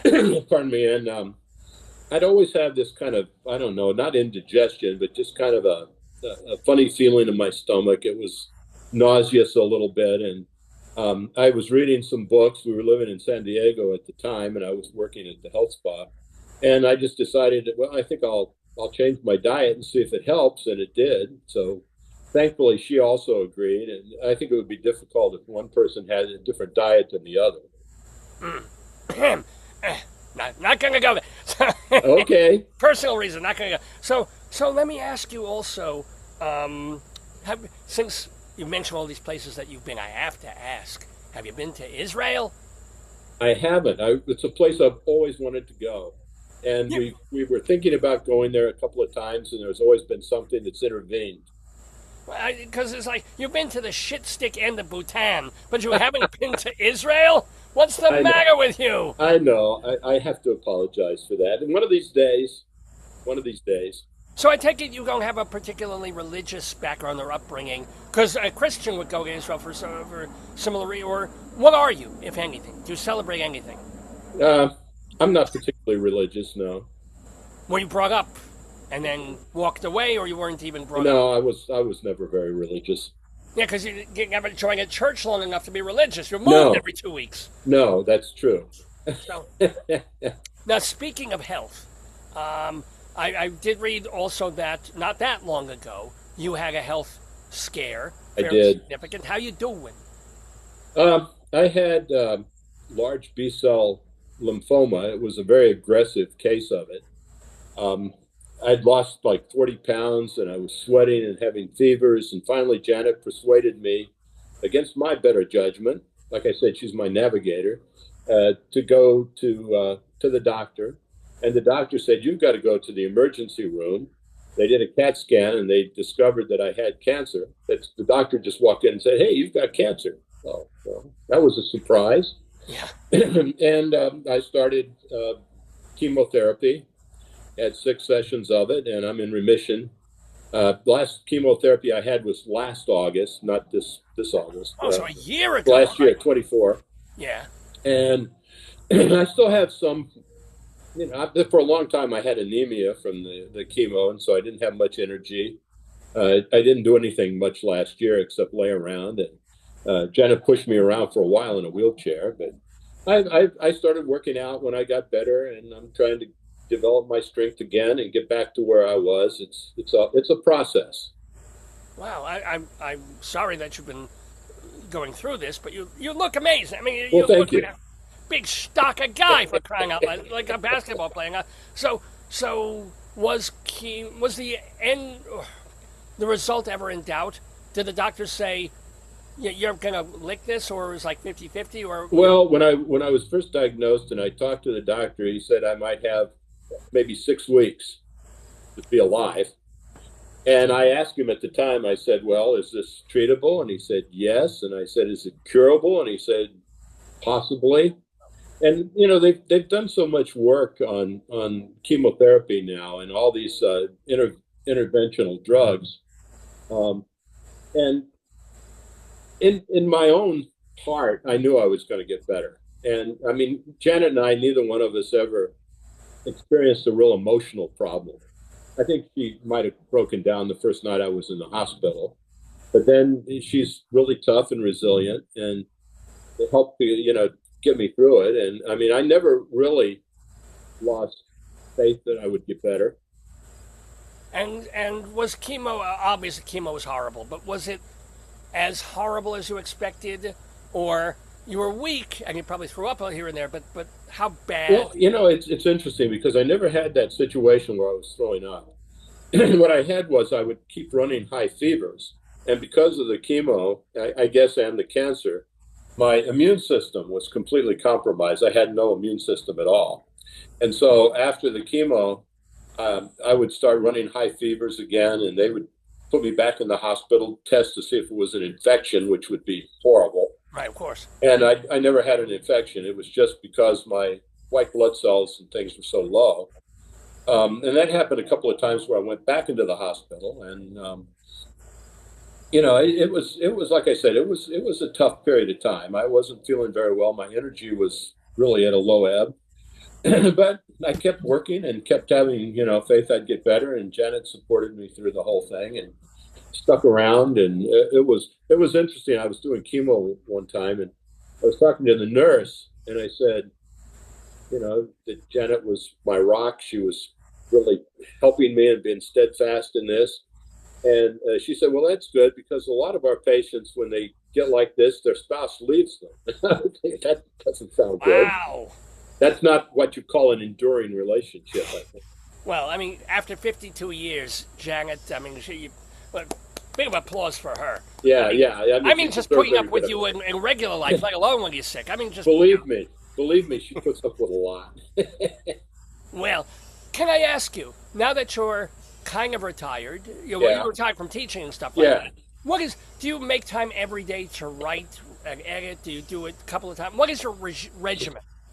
Well, since I was sick last year, and I had kind of a brain fog, and I wasn't very well, and I had neuropathy in my hands and feet and all that stuff, I haven't really written much. I did write a 10-minute play, and I was included in the Fusion Theater in Albuquerque has something called The Seven. It's a 10-minute play competition. And they get people applying from all over the world, sending in applications. And I got into what they called the second seven. It wasn't the first seven that they give full productions to, but they did a reading. Yeah. That was the first thing I had really done since I was sick. So I felt like maybe now I'm getting back. And then for this play, I did a lot of revision. And so I think I'm ready to get back in the saddle now and get back to writing, because it's something I love. It's something I have to do.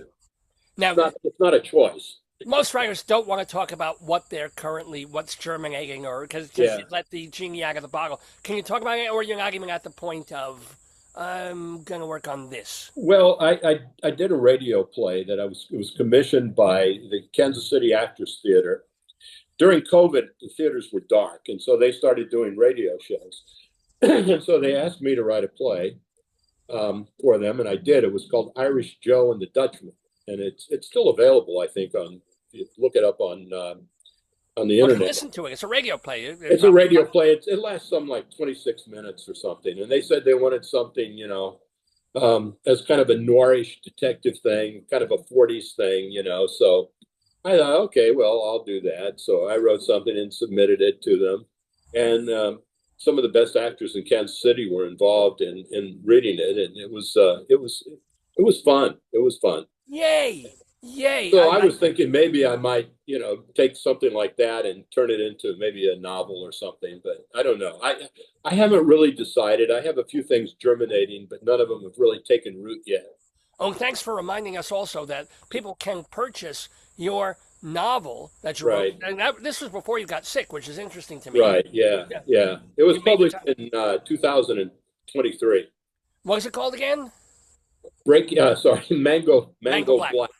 And it's set on a South Seas island, and it's filled with intrigue and some humor. And I think I think it's an interesting book. I enjoyed writing it, and I'm going to try to play around writing some more in that genre. In that of full length non-play fiction, but yeah. I mean, this book's 400 pages, and it's available on Kindle. So It's out there. Everybody get it. It's called Mango Black by Bill Rogers. But Correct. more importantly, this weekend, go see Bill Rogers' play, Breaking the Trust, which is very different from the play I wrote called Breaking the Truss, which had to do with my various hernias. This is Breaking the Trust with a T, and you can watch it at live at Theater for the New City at 155 First Avenue in Manhattan, downtown over on East 9th Street. Right. It's tonight at 5 p.m., tomorrow night at 5 p.m. I think tickets are presumably still available. I don't know. Maybe sold out, especially it's the weekend already. Get your tickets at dreamupfestival.org, or to find out more about this man in front of us, go to his flipped name website, rogersbill.com. You know, all the other Bill Rogerses, they've got their own thing, but this is with no D. No D. Rogers with no D. A lot of times people spell my name RODGERS, but we don't have a D. My family couldn't afford the D. Because they were We destitute. had to cut down. So it's Rogers. I'm sorry, I should have spelled it. You're right. ROGERS. Right. Bill, BILL, like the duck, like the bill, the thing that you pay. RogersBill.com. Well, Bill Rogers, it has been absolutely lovely bringing you into the Daverhood, talking with you about your work, about your travels. So, last quick question before you let you go. Now that it's been a year since chemo, are you going to travel somewhere? Are you planning somewhere? Yeah, I mean, we're thinking about going back to Australia. We haven't been there for a while. We've got a lot of friends, and it's been a while, and we need to touch base back there. And then, I mean, there are all sorts of places I want to go. As you say, I mean, Israel, yeah, that's one of the places. Yes. Without a doubt. I mean, that's a place I've always wanted to go, but like I said, for some reason or another, something's always intervened, but we'll get there.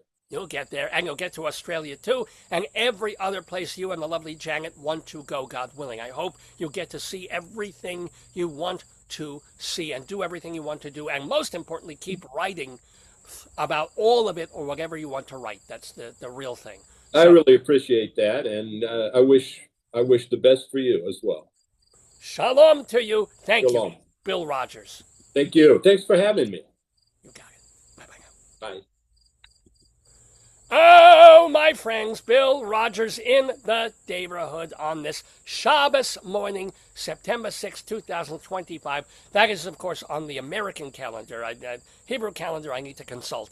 But yes, thank you. Thank you so much. And do go see his play. What a cool guy. You want to read his novel, Mango Black. You want to go see his play, Breaking the Trust, at Theater for the New City. These are all things that Bill Rogers is giving us, and I'm sure he will give us more as the years go on. Well, thank you so much also for you guys giving us your time. I am Rabbi Sol Solomon. You want to find out more about me? Go to my website, shalomdammit.com. And don't twist it around. It's not damn it shalom. It's shalomdammit.com. This is where you can read my writings, my rabbinical reflections, my mini sermons about life and Judaism and jokes. Plus, you can watch my stage show, Shalom Dammit, an Evening with Rabbi Sol Solomon, that was performed over a decade ago off-off-Broadway.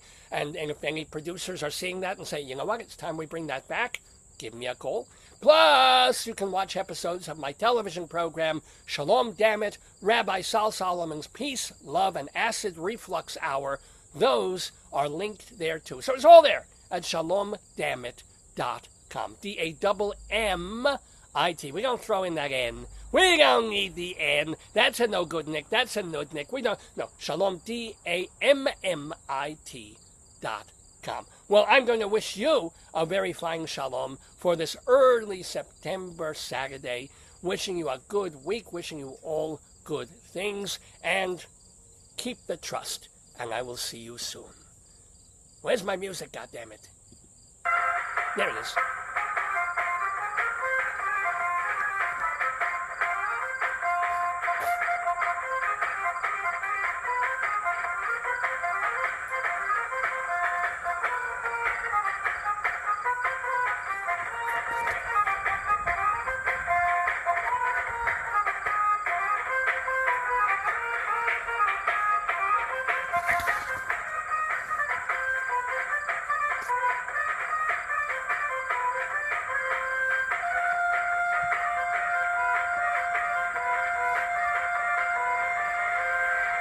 Yes, ladies and gentlemen, you are watching Dave's Gone By with me, Dave Lefkowitz. Thank you so much to Bill Rogers for that delightful interview. Thank you also to Audrey Ross, who has a PR firm. She mostly handles dance, but some theater too, and she is handling that particular show, and she was helpful in setting up this interview with playwright Bill Rogers. Well, but by the way, this is like a sunburn. This is just red here, and I don't know why.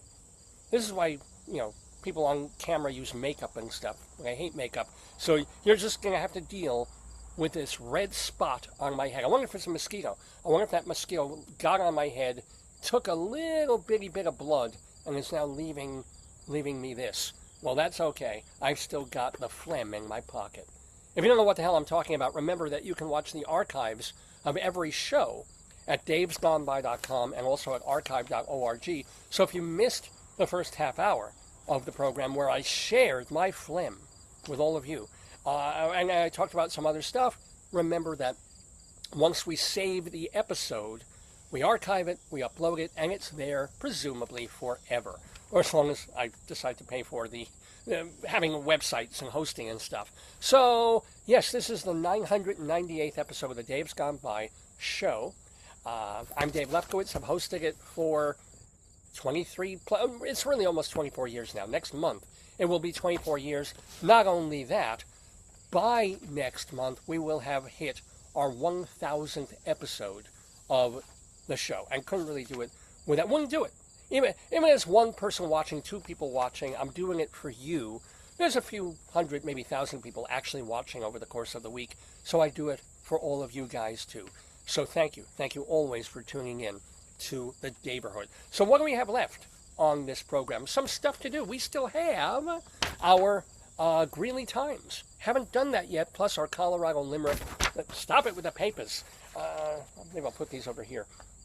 Our Colorado Limerick of the Damned, where we're going to Camden, Colorado. We also have our Friends of the Daverhood to talk about. But before we get to that, I do want to talk a little bit more and about a couple of things about this week. Because that's the other thing about this show. It's just my opportunity to talk to you, talk off the top of my head, and tell you what's going on in my life and in the world.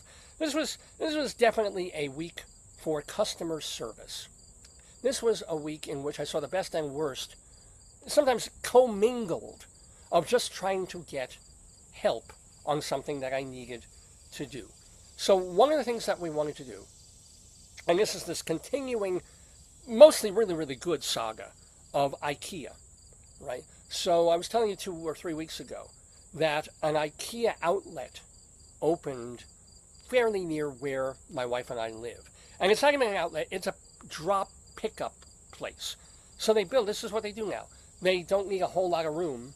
They don't need a big showroom for Ikea furniture and things. They just have a bit of a ground floor space. And the main thing is you do all your real shopping online. Or there's people there with computers to help you shop and look at things, but they're not physically there in the store. The store is simply there as a pickup point. They'll ship whatever you buy there, in case you don't want to pay shipping or postage and bring it home. You can pick it up at this store and bring it home.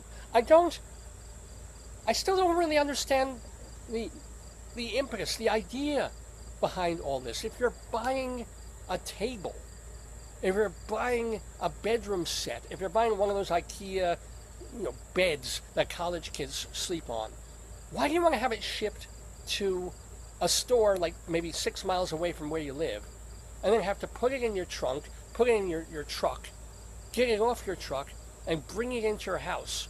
The whole thing, Ikea's furniture, mainly known for, and the trappings of rooms. Why would you have it shipped to a place and then get it yourself? For the most part, for a big thing, you pay the shipping and you pay to have it delivered, and boom, there it is. And it's only going to be a few miles away from where the store is. It sort of boggles my mind of why have a store that's not really a store. It's just a point. It's just a place where you can either go online and do what you could do at home, or pick up something that would be a lot easier if they just delivered it to your home. I don't understand it. But we go to Ikea, and it turns out to be their opening day. We happen to be in the shopping center where this place is 3 weeks ago. And there's balloons outside, and I go to my wife and I'm like, balloons! And I'm terrified of balloons because I don't like loud, sudden noises, and balloons pop. But still, they're outside, and I'm like, balloons, honey, balloons! So we go walking towards Ikea, and we go in there, and it's open, so they have food, and they have, a beverage, and orange juice or soda or something, and they've also got people shaking your hand and welcoming you and giving out gift certificates, and you can win prizes. It was really, really cool. We got a gift certificate that day, and we won a prize that day. Took them like an oven mitt or something. And as I mentioned when I first talked about this, there was even a reporter there from the Baltimore Banner newspaper, not the Baltimore Sun, but the Baltimore Banner, who got a quote out of me that she used in her piece. Thank you very much.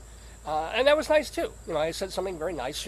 She kept hawking me about, were you upset that there weren't any meatballs? And I have no idea what the hell she was referring to. I mean, it's a furniture store. I'm amazed they even have food, but I guess it's opening night and they've got they got these delicious cookies and things. And she's like, but what about the meatballs? I'm like, what about the meatballs? I don't come here for meatballs. We were just in the neighborhood. I didn't even come here for Ikea. I don't buy generally Ikea. I'm just here. But I gave her a nice quote and whatever. And it turned out, my wife clued me in later on, that Ikea, weirdly enough, the stores are known for people who come in and just buy the food. And they just order Swedish meatballs that are so good and you can't get them that way anywhere else. Who knew? Well, I guess I should have known. I guess it's iconic for serving meatballs. So I go to this Ikea. And while we're there, I'm like, I really truly had been meaning to buy more breakfast trays from Ikea, because they're great. They're these big see-through plastic breakfast trays, and they have been redoubtable and so useful in our house, because we don't really eat at the kitchen table. We go upstairs, we watch TV with our food, and it's great to have everything on these trays. They're easily cleaned, they're durable, have had a wonderful experience with these Ikea trays. Couldn't say enough about them. So I wanted to order more and have them available. Because a lot of times I get lazy. We bring up 2 or 3 trays at a time, and then I don't bring them down in the morning, and then I want to bring up food, and I got to go and get the tray. I'm like, let me buy more trays. Let me buy more trays. Good to have trays. So I buy more trays. And the woman helps me. I mean, I'm sure they're at this store hoping that I'll buy a bedroom set, right? Or that I'm going to buy some hutch or a dinette. No, we just want a few trays, and they're like $2 each. But she helps us at the computer, and we order them, and they say, you can pick them up in a couple of days right here. Because if I had them shipped, it would have cost as much as buying the trays to have them shipped. So I'm like, okay, fine. We live not far away. We'll come back. We'll pick up the trays. And we did. 2 or 3 days later, they were ready earlier than they said they would be. We picked up the trays, and they handed me another gift certificate. And we were like, well, thank you. Thank you very much. We're just picking up our stuff. You're giving us more money than we've already spent. Thank you. And we've been using the trays, and they've been wonderful, and we're so happy. And now we're sitting on money in our pockets because we got this $25 gift certificate to burn, because we were one of the first people, apparently, who actually used this Ikea outlet station thing to buy stuff and to pick up stuff. So, yay, they're thanking us. Thank you very, very much. And so we're thinking, what do we need? What do we want? Because we have a house, and we kind of keeping it pretty sparse. Because we don't have kids, and we don't have pets, and we're not really social. We don't entertain in the house much. We're very private kind of people, amazingly enough, right? And so we don't really need things. But you give us $25, we'll spend it on something. And we do need a bathroom mirror, a mirror for our downstairs bathroom. That is kind of too Spartan and sparse. So I'm like, okay, let's buy a bathroom mirror.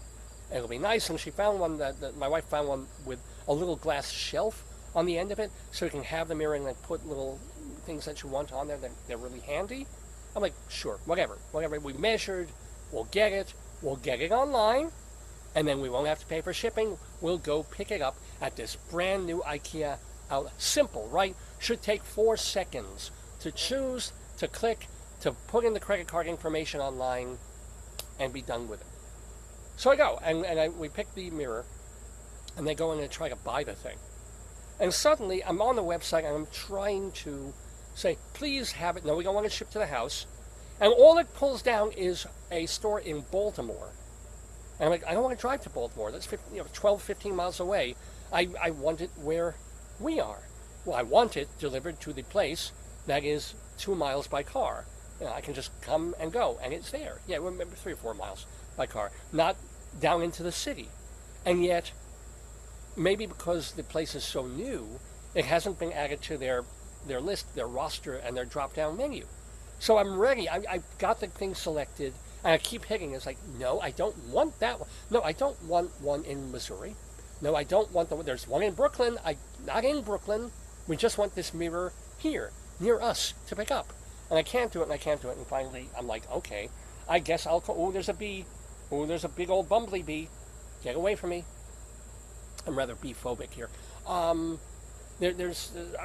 just, so I call, right? And I get this really, really cool, hip, nice customer service person from Ikea. And it's barely like a minute wait. I'm like, hello, this is what I'm trying to do. It's pretty simple. I want to order it and pick it up at our local new outlet, but it's not showing up on the... Can I do it, please? And he says, well, let me... We talk for I give her all the information. It's this mirror, and it's here, and we're in here, and this is our zip code, and da, da, da. And it's like, she's sweet as pie, helpful as pie, and said, let me put you on hold, let me try and get a number for the outlet and get in touch with them. Fine, great. If I could have gotten a number for that particular place, I would have. All I got is this big 888 number. Sorry, there's a bee, and I'm going to talk until the bee goes away from me. You see him on the screen there? He's behind my chair. Now he's over. Get away, go away. Lassa weg, bee. And go figure, I have flowers on my shirt. So I'm a target. Get out of here. All right. I am turning into an old Jewish man, it's true. Basically because if I was younger, if it was back in my 20s and 30s, you would have heard me shriek and run halfway across the lawn if I saw a bee. So now I'm getting always like, oh, scary, let me step away. So I'm getting slightly more mature in my dotage. But she puts me on hold, the Ikea woman. And I'm waiting. And I'm waiting. And I'm waiting. And now 15 minutes have gone by. And I'm on the cell, and the cell is playing the music, whatever the Ikea music. And I'm like, you've got to be kidding me. I just want to order a mirror. I just, help me. I called for customer service. It's wonderful to have ostensibly an American and not try to decipher some accent from a place in the world that Bill Rogers has traveled, but someone who I could understand was actually kind of humorous and playful, and yet is disappears. 15 minutes I'm on hold until finally you know what? I don't think she's getting the number. Or I think she lost me, or I think something else came through. Click. Wasted my time. But now I'm angry. Now I'm now I've got the ire in me because they have wasted 15 minutes that I don't have in this particular time of year, time of my life. So I call again. And I get another person who is not quite so friendly, not quite so sweet, but good, but helpful. And this woman is like, oh, gee, I'm sorry. And she was, I guess it's because the store is so new. I guess that's why they haven't really... they should have, but they haven't added it to the thing yet. So I said, well, what can I do? Can I just buy the thing? And she says, well, I can help you through that, but you still have to purchase. You can't give me credit card info. You can't buy this over the phone for whatever reason. But if you do it online. I'll stay with you. Make sure you use your gift card, because that's the whole point of this thing, and put those numbers in before your credit card. I'll stay with you. I'll help you through it. And you do it. And this woman, within another 5 minutes to 10 minutes, from soup to nuts, stayed with me while I clicked on the mirror, clicked through my gift card, clicked through my credit card, sent, got a receipt that says I bought the thing. Thank you very much, right? And no, I'm not being sarcastic. Thank you very much. This is what customer service is supposed to do. So it's kind of funny that I had this moment of, one woman who I really enjoyed talking to, but was useless, and then this other woman who was more reserved, but also perfectly nice and friendly, and was helpful, and got me through it. And it's like, what is it with customer service? It depends on who the hell you talk to. They're all trained the same way. Presumably, a lot of them have the same scripts that they're reading from. And yet, I've dealt with this numerous times with, like, my website host, Bluehost, where you get one person and you think they're helping you, and it takes 45 minutes and they've done shit. And then there's another person you call back and you talk to with the same issue, and in 10 minutes, you hang up the phone, and 5 minutes later, the thing is resolved. Why? What world are we living in that one customer service agent can help you tremendously, and another thinks they can and makes believe they're helping you, and is just juggling the trouble and whatever? And this was also driven home to me. This is rather amazing. I should have brought it to show you. So I thought I'd be saving myself some time and trouble by renewing my driver's license registration on the car early-ish by email, going online, not email, going on the website and doing it, rather than have to go to the Department of Motor Vehicles, which is always a very joyful place to be. So 2 or 3 weeks ago, I go on, I fill out the forms, I send in my credit card info, and renew for 1 year my license registration. And then they'll say, okay, we'll send you the paperwork back in the mail. I get the paperwork back, the receipt, and then I get the most important thing, presumably. Maybe in this day and age, it isn't really the most important thing, but you get that little, if you live in Maryland, that square sticker with the number, the year, on the car. So instead of having 25 on the license plate, you have a big number, 26, with probably MD something, whatever. You peel that off, you put that on your back license plate, and any cop, anybody, any fire is seeing you, well, you're fine, you got your registration done, blah, blah, blah. I'm sure there are other ways now that there are things read your license plate and check on you and make sure and so forth, and can bring you up on their screens immediately from your license plate number or some code that's the prisoners are putting onto license plates themselves. But it's a little thing for someone to spot if you're driving around in the car and your sticker still says 24 on it. A policeman's going to, license and registration, please, because, you need to renew, whatever. So I do this online. I get the envelope back from what I still call the DMV, the Department of Motor Vehicles. Here I think it's MVA, Motor Vehicle Association.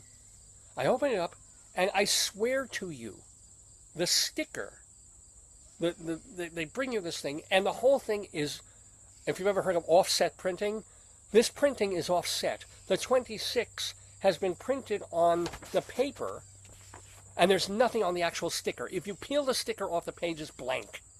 And this is the thing that's supposed to go on your car to alert, police people and medical personnel that you've renewed your life, that your car, your registration is up to date.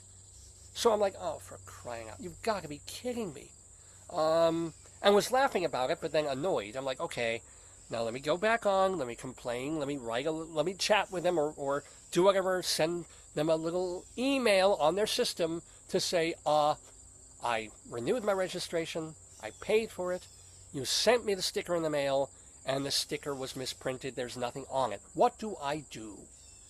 And it says that, well, you have two options. You can either go there physically or go online and get one for free, a replacement. Oops. So I go online, and there's really nowhere there that you can get a replacement for free. You actually have to pay for it. You have to pay $5 to correct their mistake so that they will send you another one. And there's no guarantee that the one they send you doesn't have the same screw-up that they did the first time. Right? So I'm like, that's it. That's it. So I had some extra time, I think it was yesterday, or maybe it was the day before. No, I think I went yesterday. So I'm like, the hell with this. I am not paying an extra $5 to correct the boo-boo that they made.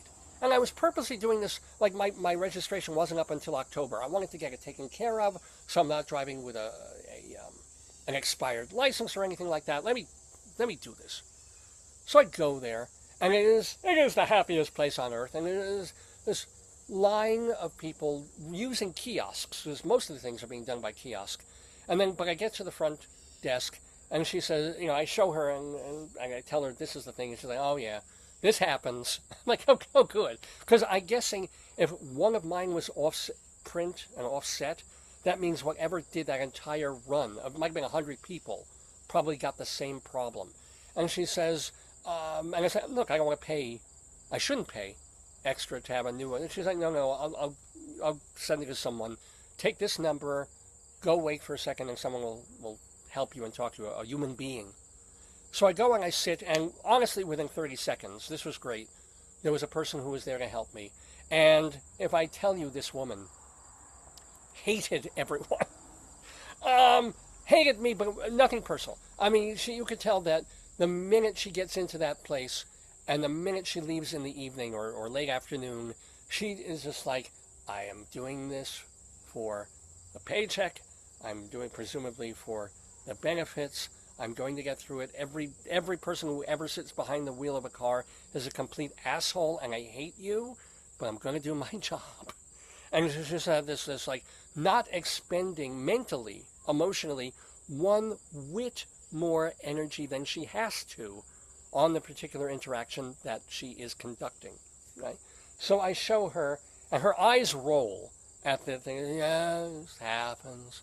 I'm like, so please, what do I do? Go do the kiosk thing. Yeah, but I don't want to pay for the kiosk. She's like, I'll come with you. Like it's this terrible burden that she has to do because this is a rather large woman. This terrible burden to actually get up and help me and see me through it. But she walks me over back to the kiosks. There's a woman there who's trying to work the kiosk and do something, and she doesn't know what she's doing. So the woman who's helping me just goes to her and says, no. I mean, with this attitude of like, but does this, and this, and then guides her to the right line that she should be on.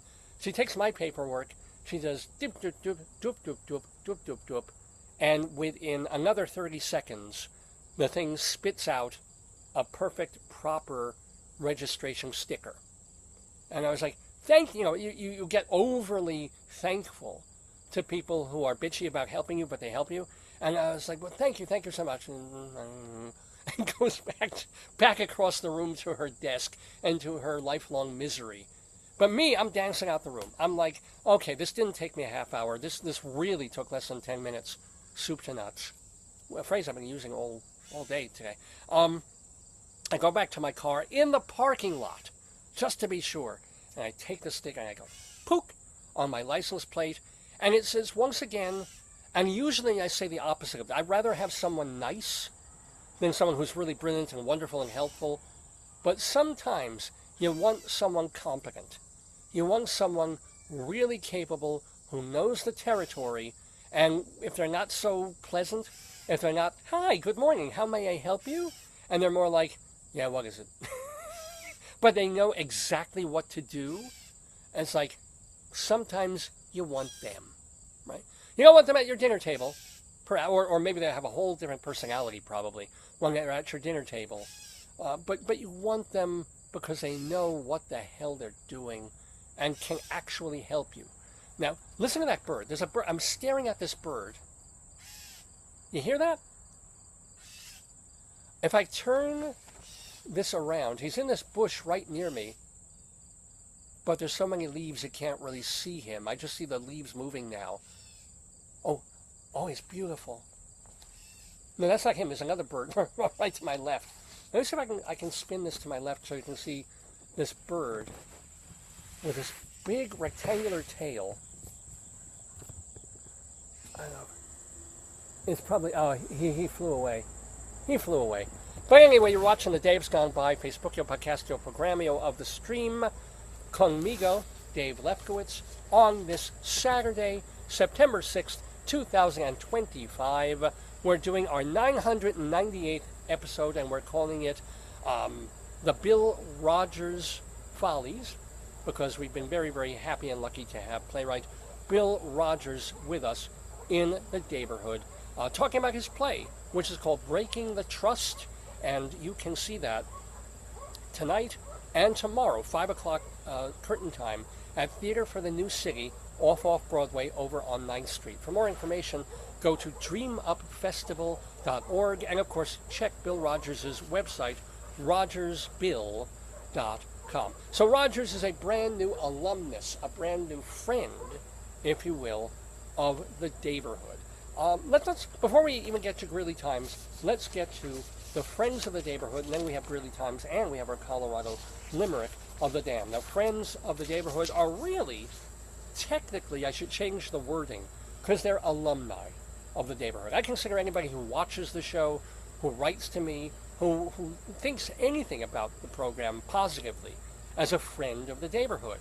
Alumni of the Daverhood are folks who have been on the program, whether it's this week or last month, or 12 or 22 or 24 years ago. They're all friends and alumni of the Daverhood. So let's play the alumni music here. What do I want? I've been playing Vivaldi. That's been working. Let's hear some Vivaldi violin.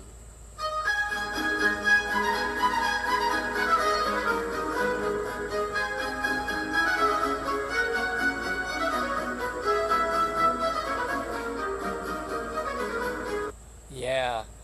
Nothing like Vivaldi to just keep going, keep lowering the key there. It's what all the composers did back then. It's a kind of an easy way to fill an 8-bar measure or something. But I know nothing about classical music, obviously. But okay, friends and alumni of the Daverhood. Those include Bill Rogers. Those include Rabbi Sol Solomon, founder and spiritual leader of Temple Sons of Bitches. He did the interview with Bill, and you can find out more about Rabbi Sol at shalomdammit.com. But other friends of the Daverhood, for example, today, well, let me get my glasses, I'm going to need those. Annie Corzin, Frida Payne, and Bruce Valanche. We got a trio, a three-bagger. All of them are making personal appearances at something called the Hollywood Show, which is being done at the Burbank Airport Marriott Hotel.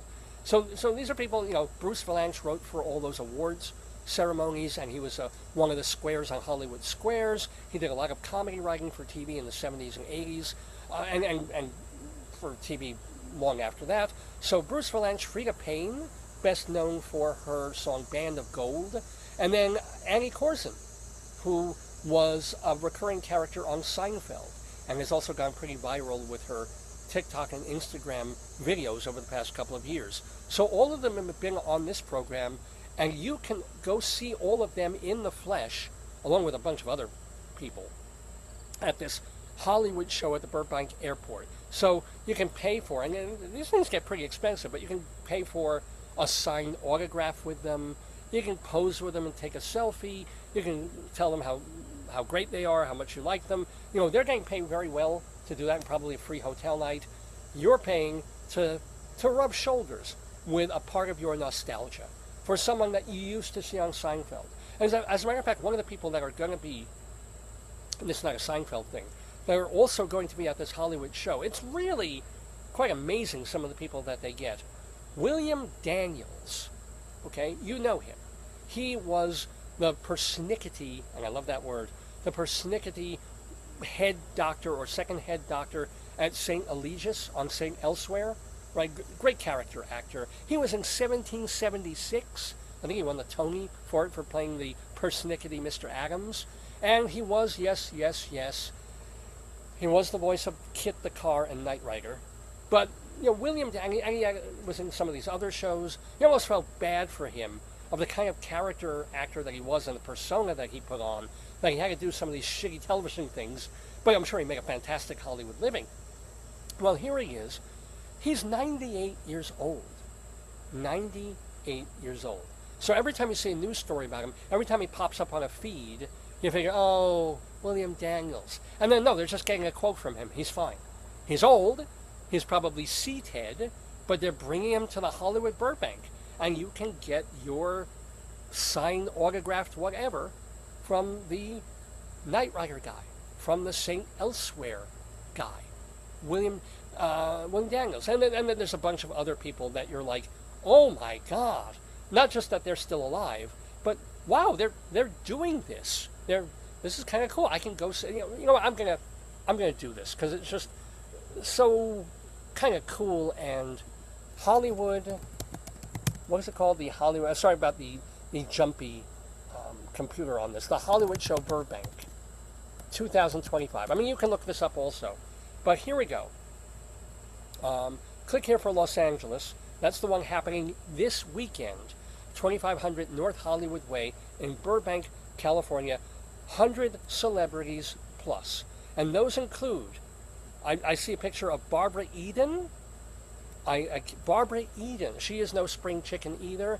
Jeannie herself is out of the bottle. She's going to be there. Who else? Let's see.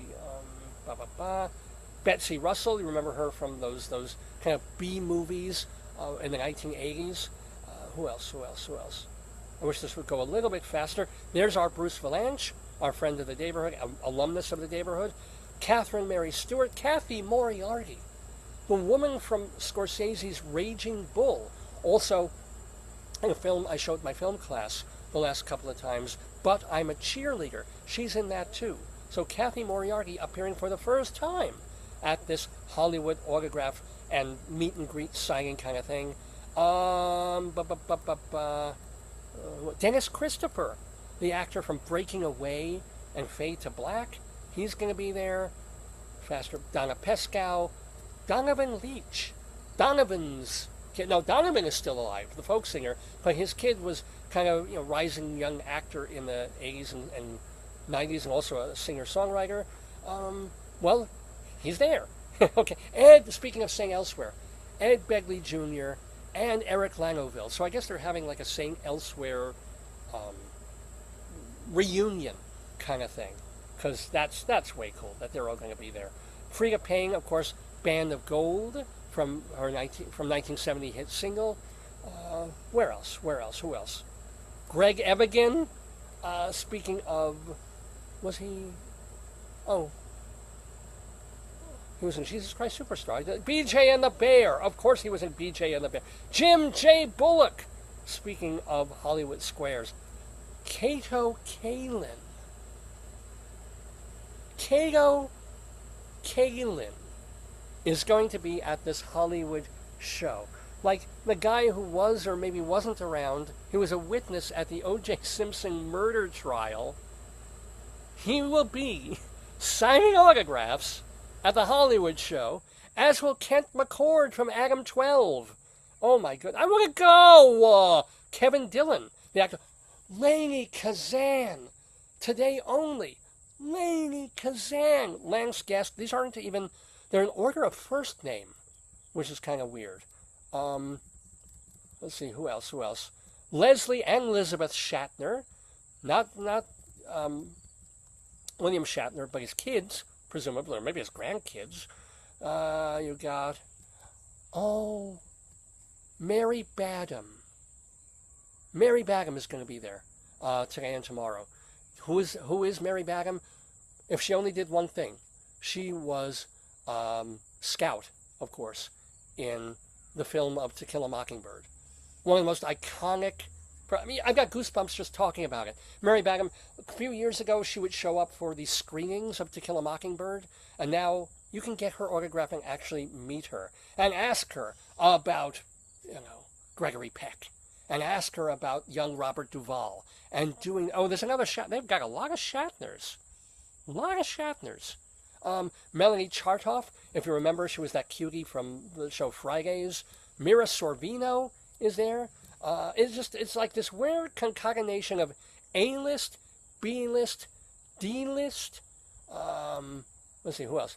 Richard Dreyfuss. Saturday only. Spend your Shabbos meeting and greeting Richard Dreyfuss. Anyway, I spent way too much time on this, but you can seem like I'm like agog and a gaggle. But if you want to see our friends of the Daverhood, Annie Korsen, Frida Payne, and Bruce Valanche, they're at this same show. It's happening today and tomorrow at the Burbank Airport Marriott in Burbank, California. Okay, other folks, friends of the Daverhood. Those include Carol Demas. If you remember the Magic Garden, she's had a cabaret career for the past several years. You can see her tonight at 54 Below in Manhattan. Also, this is your last weekend to hear the voice of Dick Cavett, because his voice is being used in the off-Broadway show Gene and Gilda at 59E59 Theaters. Speaking of California and Los Angeles, how's this for a pairing of cabaret royalty? Both Maud Maggart and Andrea Marcovici together doing a show at the Gardenia in Los Angeles. That is tomorrow. Get your tickets, because I think Marcovici is on the retirement strand. She's going to step away from cabaret now. Maggart is still going to be performing, but to see them together, my God. Okay.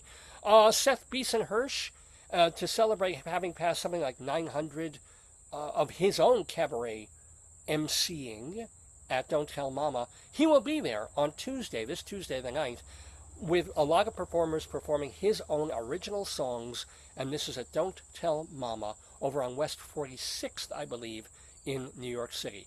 Also on that very night, Tuesday, Michael Portantier, the theater critic and now the producer, he is producing The Songs of Jones and Schmidt, which features our other friend Robert Cuccioli. So it's going to be all these people performing songs by the guys who wrote The Fantastics and 120, was it 100 and something in the Shade? Forgetting the title of that one. And I Do, I Do. And the thing is, we're very, very lucky and proud that even Tom Jones of Jones and Schmidt, not the It's Not Unusual Tom Jones, was on this show many years ago. So, yay for Michael Portantier doing this cabaret show. Where is it? I didn't note the location of that. So look that up. It's The Songs of Jones and Schmidt, featuring Robert Cuccioli and a bunch of other singers. We mentioned Seth Beeson Hirsch. He's doing another night of his original songs. That's this Friday, also at Don't Tell Mama.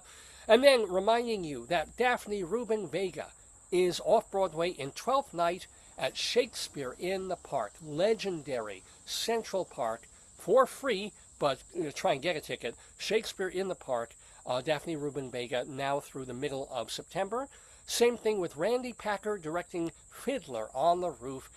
Randy Packer, my old high school director of a play I was in there, and we've reconnected after all these years. He is directing Fiddler at the Players Theater in Conroe, Texas, now through the middle of September. Also, now through September 14th, Hershey Felder wrote and stars in Rachmaninoff and the Tsar at the Writers Theater in Glencoe, Illinois, and are reconnecting, speaking of someone that I knew years ago, Linda Livingston is appearing in the play Bloomsday at Namba Arts in Ventura, California. That is running. There was some signage on the web that it's closing this weekend. No, you have this weekend, but also it's playing through the 14th at Namba Arts in Ventura, California. Alan Menken wrote the music for Aladdin. That is on Broadway. Alan Menken wrote the music for Little Shop of Horrors. That is off Broadway. Go see them both. Jim Caruso's cast party every Monday night at Birdland. Get your tickets at birdlandjazz.com. Evan Seplow is the founder and editor of StageBuddy.com. David Sheward writes theater reviews for TheaterLife.com, CulturalDaily.com, and our own TotalTheater.com. So read him there. Vicky Quaddy does her theater shows like Late Night Catechism and Are You Smarter Than Your 8th Grade Nun over at the Greenhouse and other places in and around Chicagoland. Shout out to Charlie Gross and Leslie Hoban Blake, who co-host Two on the Aisle, the theater review show that you can watch either on Manhattan Neighborhood Network or on YouTube. And those, my friends, are the alumni of the Daverhood.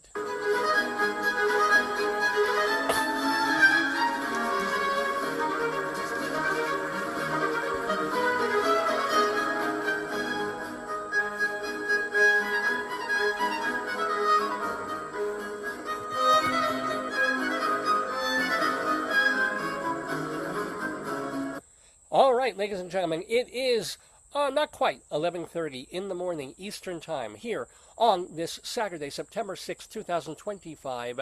You're in the Daverhood with us for the 998th episode of the Dave's Gone By show with me, Dave Lefkowitz. Unfortunately, my wife isn't able to join us for this particular episode because she usually contributes so much to this particular segment. It's called Greeley Times, and it has to do with phone calls that come into the Greeley and Weld County Police Department in northern Colorado. And the folks at the Greeley Tribune collect the funniest ones. This isn't like, oh my God, someone's being murdered, there's a terrible fire, there's a child missing. That's one thing. This is more like, ooh, a horse just pooped near my store. What do I do? And they call the cops. That kind of thing. So the Tribune collects the funniest ones. We take the funniest of the funny. And these are absolutely real. These are real phone calls that come into the police department in a segment that we call Greeley Times.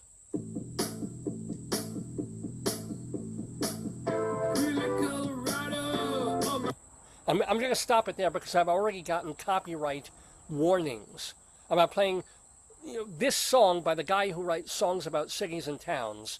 So he has 20,000 songs that he's done, and they're all like this. They're basically reading off Wikipedia pages to a beat and some sort of Casio accompaniment. So I would love to play a little bit more of that terrible song, but you've heard enough of it. That's the intro to our segment, Greeley Times. Well, we happen to have a phone call. Let me get this here. We have a phone call coming in from, and I'm just going to use the poo phone this time. And the call is coming from 20th Street. So the person calling said he had just installed a fence, and a neighbor kept spraying water on the fence. That's the phone call. That's the entire story. That's the entire thing. I've always said that wet fences make good neighbors, but there you go. And people are calling the cops. It's like, I just put in a fence, and the guy put water on my... Heaven knows what he's going to do when God puts rain on it. I honestly don't know. But let's see, do we have another phone call? I think we do. Oh, I'll get that. Oh, look, it's a Bell telephone. A caller on 86th Avenue said, a man was dumpster diving and throwing trash all over. We all have our ways to spend our vacation, to spend our free time. You have different things, Bill Rogers might want to go get on a plane to Australia or Kenya. Some of us might want to go skiing. Some of us just want to stand in a dumpster and throw trash around and go, wee, wee. And I say this with some humility because I am the kind of person who, if there isn't old, horrible, rotten, rancid food in a dumpster, I would go. I like yard sales and garage sales and thrift store things. I like poking through what a lot of things other people would say is that's garbage. I say, yeah, but it's weird garbage.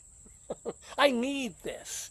So to go into a cleanish dumpster and look for, a toaster from 1962, I'd be like, maybe. And just the idea of seeing it and handling it, even if I don't take it.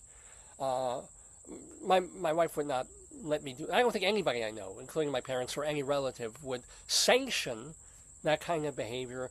But at the very least, I would stop before I would start throwing things out of the dumpster and going, wee, as this person apparently did. We have another phone call. Yes, sir. Yes, sir. Oh. I forgot to get the phone. Let me get the horn phone. A caller at an apartment complex. Where? Oh, this is my bag here. Oh, on H Street, said a neighbor recorded her son kicking a sprinkler. The caller wanted to know her rights when it came to someone recording her son without her consent. So it's not like, oh, I'm worried that the police are going to call and send a cop over to talk to my son because he's doing damage to property and he's a kid, he doesn't understand. No, it's like, hey, she pulled out a camera and filmed my son doing something, and probably as children do, and I sometimes probably scratching his tuchus, and this could go on the internet. But it's the world we live in, ladies and gentlemen. So, let me just grab a little bit of my spritz before we get to our next phone call. In Greeley Times, a caller at 11th Avenue reporting a large red truck trying to hurt people on the street. I mean, toot toot chugga chugga, big red angry evil truck. The caller said the truck was driving up and down 11th Avenue throwing things at people, which is rather interesting. I did not know that they were building trucks now with the capacity. They have self-driving cars, they're testing those, but self-throwing trucks, like the windows automatically roll down and rotten fruit just comes flying out the windows and out the trunk, hitting people and aiming at people. This is a scary, scary development in artificial intelligence and technology, and I hope the police do look into this.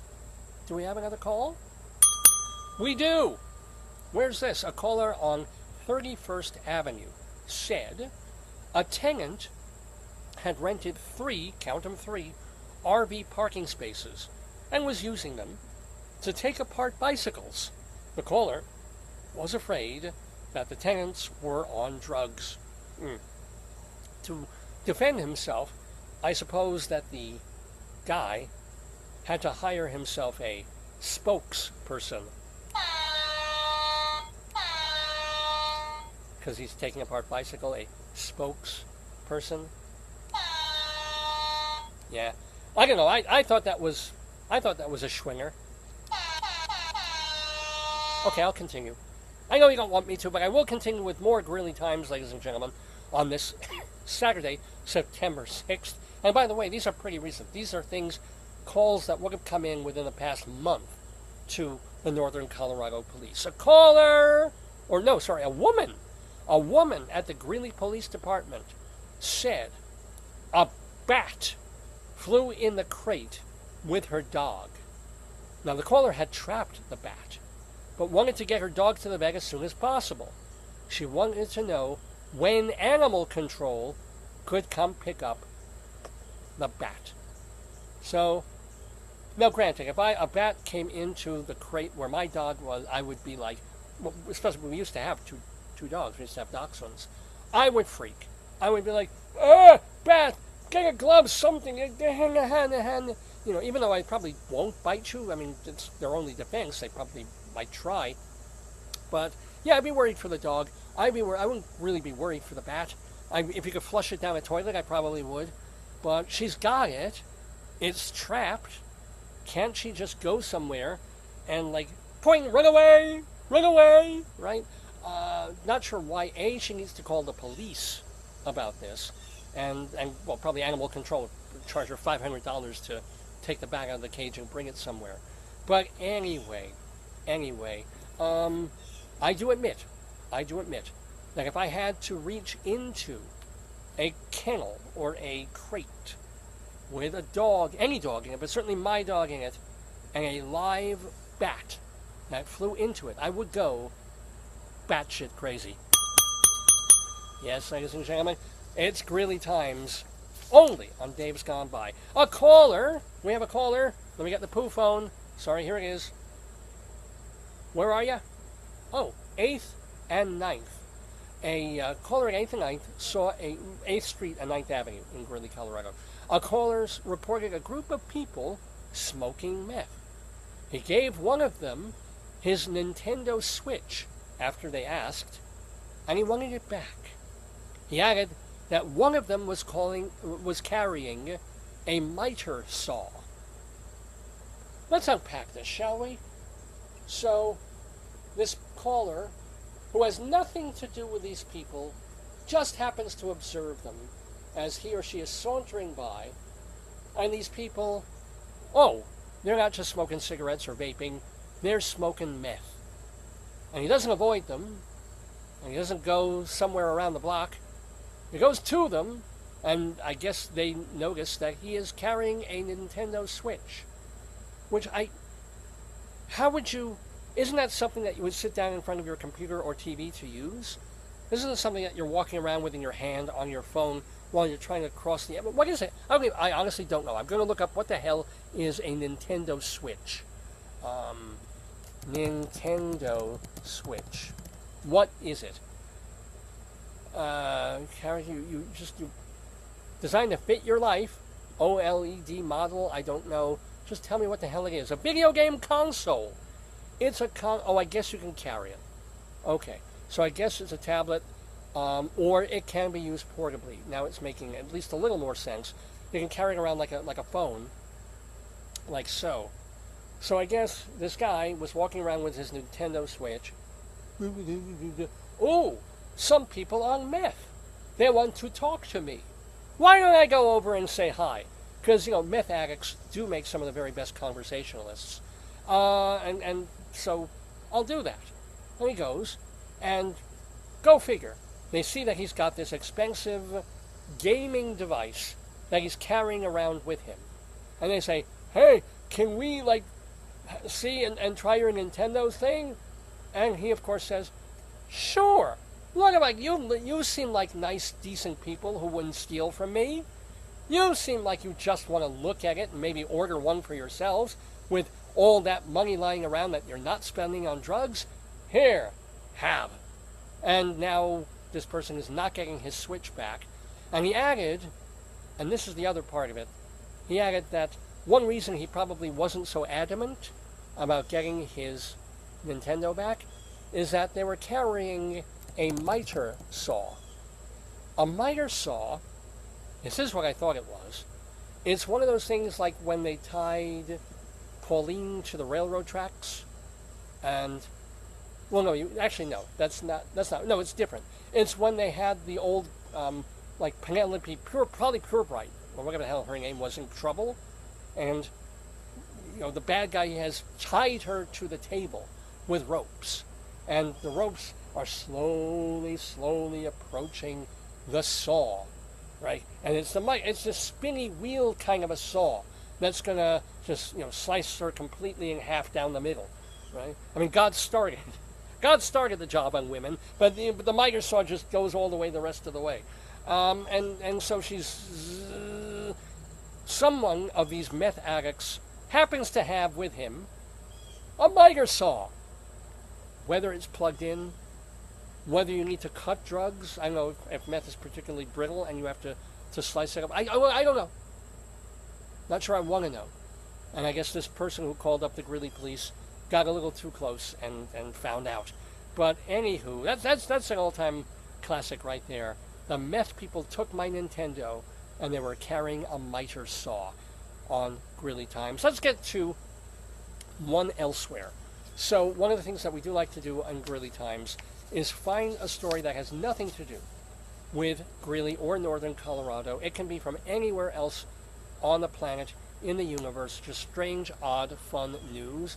Hey, what's in your pocket? Well, I had my cell phone in there for a bit. I've also got my handkerchief. Hey, let's check on my phlegm.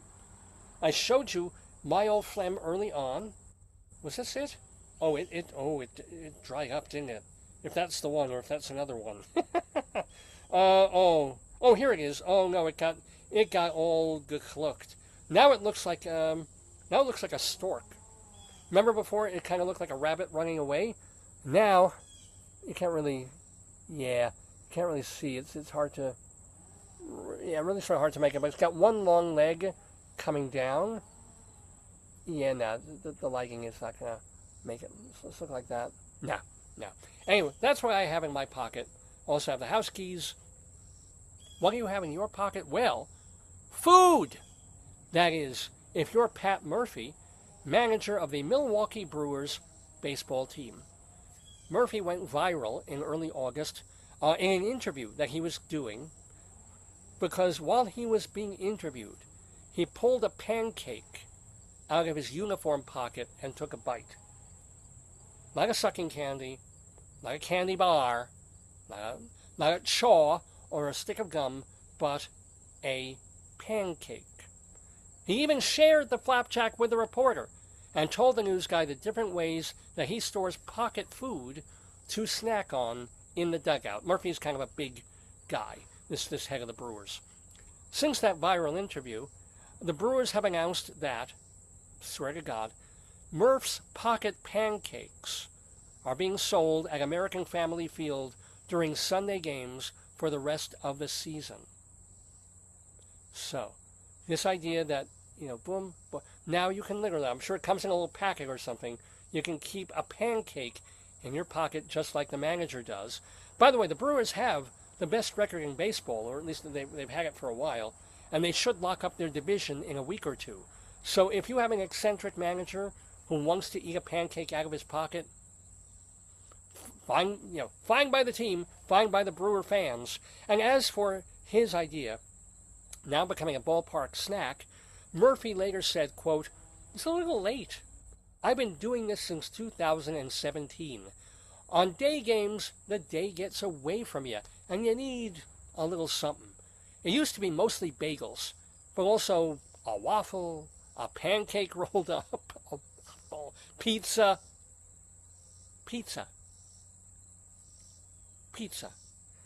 And yes," he said, "if it's a cold pizza, you fold it up like a sandwich." So I guess the cheese, that right? You know what I mean. You know what I mean. No, we don't know what you mean, you lunatic. You're eating like food out of your pocket.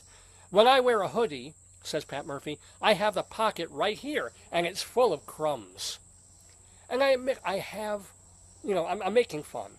But I've done this. There have been days when I've had to teach 3 classes in a row, or 4, or I'm all around the place. I have to go from one place to another. And I'll keep like a cheese stick in my pocket for a while. And it's in a wrapper, but or sometimes I'll have one of a cookie and I'll try and fold the plastic around it, but the crumbs still get all over in the pocket. And I've done this. And I cannot tell you how many pieces of gum and how many cough drops and sucking candies I have washed in my pans. I give all due credit to the people who make like Werther's and Halls and Luton's cough drops. You think they're these tiny little things of tissue paper, they're nothing, but you can usually wash one of these things and dry it in the dryer, and it will still stay in the packet and not bleed through and not bleed all over your clothes. It's an amazing thing. It's a wonderful thing that you can take a sucking candy. I wouldn't eat it. It's certainly going to be clean. I wouldn't eat it at that point, but it hasn't ruined anything. It stayed in its little hub, and I'm happy about that. And Pat Murphy has caused a viral sensation of eating pancakes and other foods from your pocket. By the way, if you think the Brewers are gorging, one thing that they're doing, and this is nice, 4 pocket pancakes and your choice of maple syrup or strawberry compote dipping sauce is only $4.99. I mean, considering what ballparks charge for beer, for hot dogs, for a special, right, for anything, for a t-shirt, considering that, if you have a family of 4 and you bring them for a nice day for a game at the ballpark, not only are you paying whatever the price is for your seat, but if you want to have a nice peanuts or popcorn, Cracker Jack, this ice cream or something, you're going to spend like $60 on snack food and beverage without even thinking about it. And so it's very, very nice that the Brewers are doing this thing like, tiny little, I'm sure, small pancakes, but with a sauce, a maple syrup, or a strawberry compote for $5. I'm like, I'm on it. Now, whether I would pour the strawberry compote into my other pocket so that I could dip from one pocket to the other, and then I would think about. This I might have a problem with. Anyway, the double, Jesus Christ, this is still real. The double chicken and pancakes pocket pack, because, who doesn't want chicken and waffles, runs $7.99. So actually, you can even get a little meat in there. You can get your chicken, your protein, for only $8. And in this meal, you get 2 pancakes stuffed with chicken tenders, topped with chopped bacon, with a maple syrup drizzle. In your pocket. I would wear the biggest apron you ever saw and still somehow manage to get bacon, syrup. I would get syrup and compote all over me, even if I just ordered the syrup. Pancake crumbs, chicken, like the breading that they make. I would just be like, I'm trying to watch a ball game. And yet there would be something wonderful about it. Wouldn't you just love to eat a piece of chicken wrapped in a pancake, dipped in strawberry, while you're watching a game? Oh, and why not just have fresh hot coffee too? Why not? Why not? Or an espresso bar, or what would be really difficult to make, like a cappuccino latte thing with foam that they bring. I foamed in my mouth just by saying that. Like really do it up at the ballparks. I don't know. And by the way, I don't know why I wrote this. Okay, and how do you Murphy that all down? Well, something tells me I don't want to see Mr. Murphy's underpants. I don't know why I wrote that. I did. I apologize. Post story, but it's a real story from the Milwaukee Brewers and the Milwaukee baseball team. So if you happen to go to a Brewers game over the next 2 or 3 weeks, the end of the season, and you get a pancake or you get some of this pocket food, please let me know how it is. Please let me know what it was like to kind of get it, have it handy, and enjoy it.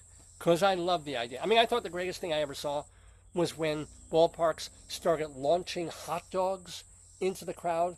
They had cannons, and they still do that. They take a hot dog rolled up in packaging with all the stuff on it, and they put it in the shooter, and it shoots from hundreds of feet away into the stands, and a lucky person gets a free hot dog if they nab it. This is a beautiful thing. This is why I am still, despite everything, proud to be an American.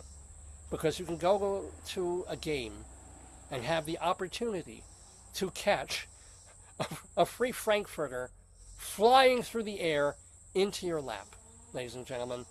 It's a beautiful world. Let's do one more Greeley time, and then we'll get to our Colorado Limerick and close out the show. A caller at an apartment complex. Oh, I forgot the phone call. A caller at an apartment complex on 29th Street said people at the pool were making a lot of noise. The caller told them to leave since they were past curfew, so they threw rocks at his door. You know, I mean, I get it. At a certain time, you want peace and quiet, and people turn into children at the pool, especially if they've had a few. They turn into like screaming, laughy, annoying kids, and pool noise carries. You ever notice that? Kids in a park, sort of, kids in a schoolyard, maybe from a few feet away. Kids at a pool, you can hear 3 blocks away. I don't know what it is. It's the pitch, or something is bouncing off the water waves, and there's an audio scientific thing going on. But I get it. But then, throwing rocks at your door because you called them out of the pool, well, okay, I would call the cops if they were doing that, because that's not nice. Last one, a caller at an unknown address, we don't know where they are, said 3 people, no, where am I saying? No, I missed one. I missed a couple. A caller said, speaking of being an American, a caller said he was performing, quote, immigration surveillance for a whole trailer park on 1st Street. He was in a black Ford Expedition, and his partner was in a silver and blue SUV. So one of the reasons we left Greeley, Colorado, is that it became a little too politically right-wing and MAGA for our tastes, and certainly for my wife's taste. We got out of there. Here we go, actually, like people performing a public service of like, hey, we're worried that there's non-Americans here, that there's illegals who are on our land and taking our taxes and eating our fruit that they pick and going into our stores and houses that they help build and paint and reconstruct and fix. And say, we're gonna help the Fed. We're not hired by ICE. Our applications are in, but we got sort of a Section 8 psych ward thing, so we're just going to do it ourselves. We're going to look at all the people coming around in our black SUV and silver Ford Expedition, and we're going to see who's an American and who's not. Yeah. Thank you, guys. Thank you, guys, for the wonderful service that you are performing. And that, my friend, is Greeley Times here in the Daverhood on Dave's Gone By. Here's Groucho. Mr. Horace Greeley was no fool. I'm sure that you'll agree with me that Greeley was no fool. What he is getting at is that Mr. Greeley was no fool. Yippee-yi. Yippee-yi, yippee-yi, yippee-yi, yi-yi, yippee-yi, yippee-yi, yippee-yi.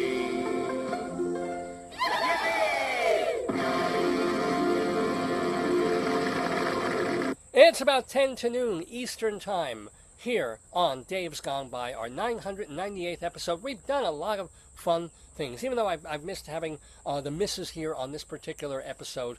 But it's been great having you guys. It's been wonderful having Bill Rogers on the show. Go see his show, Breaking the Trust, that they're doing at Theater for the New City off-off-Broadway tonight and tomorrow.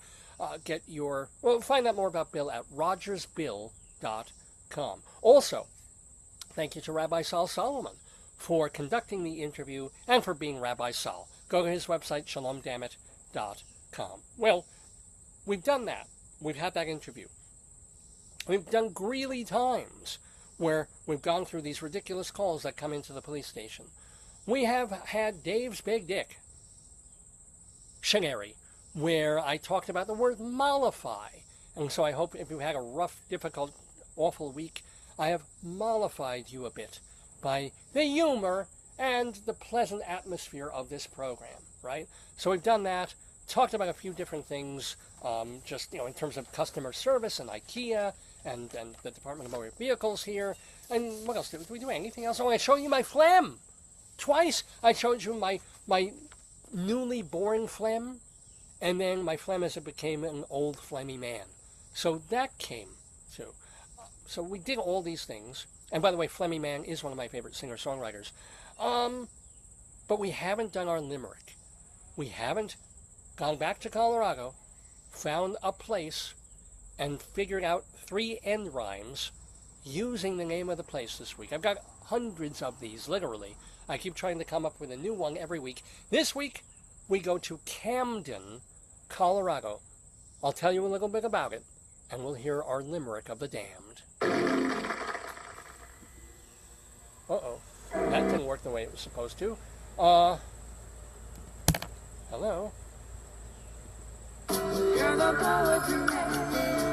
A limerick is a comic verse of 5 lines, in which lines 1, 2, and 5 will end with words that rhyme, and likewise verses 3 and 4 also end with words that rhyme. So this is a limerick.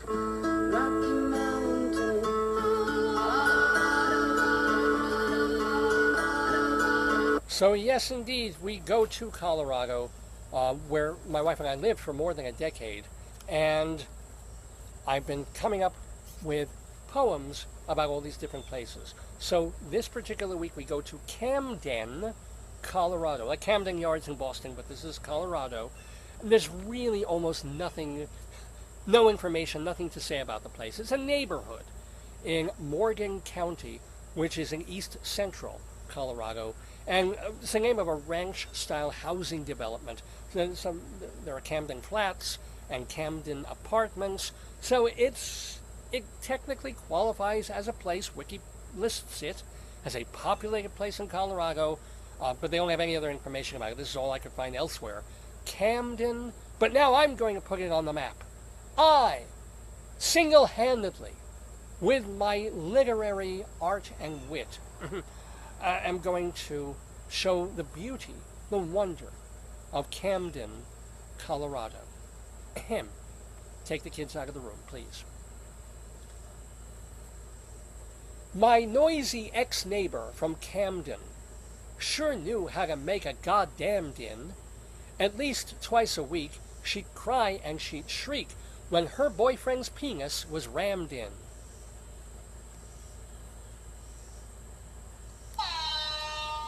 Please send your comments, opinions, and especially complaints to davesgoneby at AOL.com. Davesgoneby at AOL.com. I try and read everything that you send in. You can also post your messages to me on the Facebook page, whether you're instant or direct messaging me or posting under a show that we've done. So I do love to hear from you, even an emoji, even a thumbs up, an acknowledgement that you watched or watched part of the show and were engaged. So, davesgoneby@aol.com. Please also remember that we have a Twitter feed, Radio Dave 2. I guess it's an X feed, they call it now. We have, let's see, I actually wrote these down, finally. We have an Instagram page, which is david.lefkowitz. Should have done Dave's Gone By, but there you go. And we have a Blue Sky page, Dave's Gone By. So for all the people who left where they are because of MAGA, we're also on Blue Sky, really just putting up the same stuff that we put on our main website, davesgoneby.com, and on our YouTube page, as well as our archive.org page, as well as our Blue Sky, our castbox.fm page. It's all a lot of the same stuff, whether we're promoting next week's show or we're saving and archiving the shows that you've seen. All our archives are at davesgoneby.com.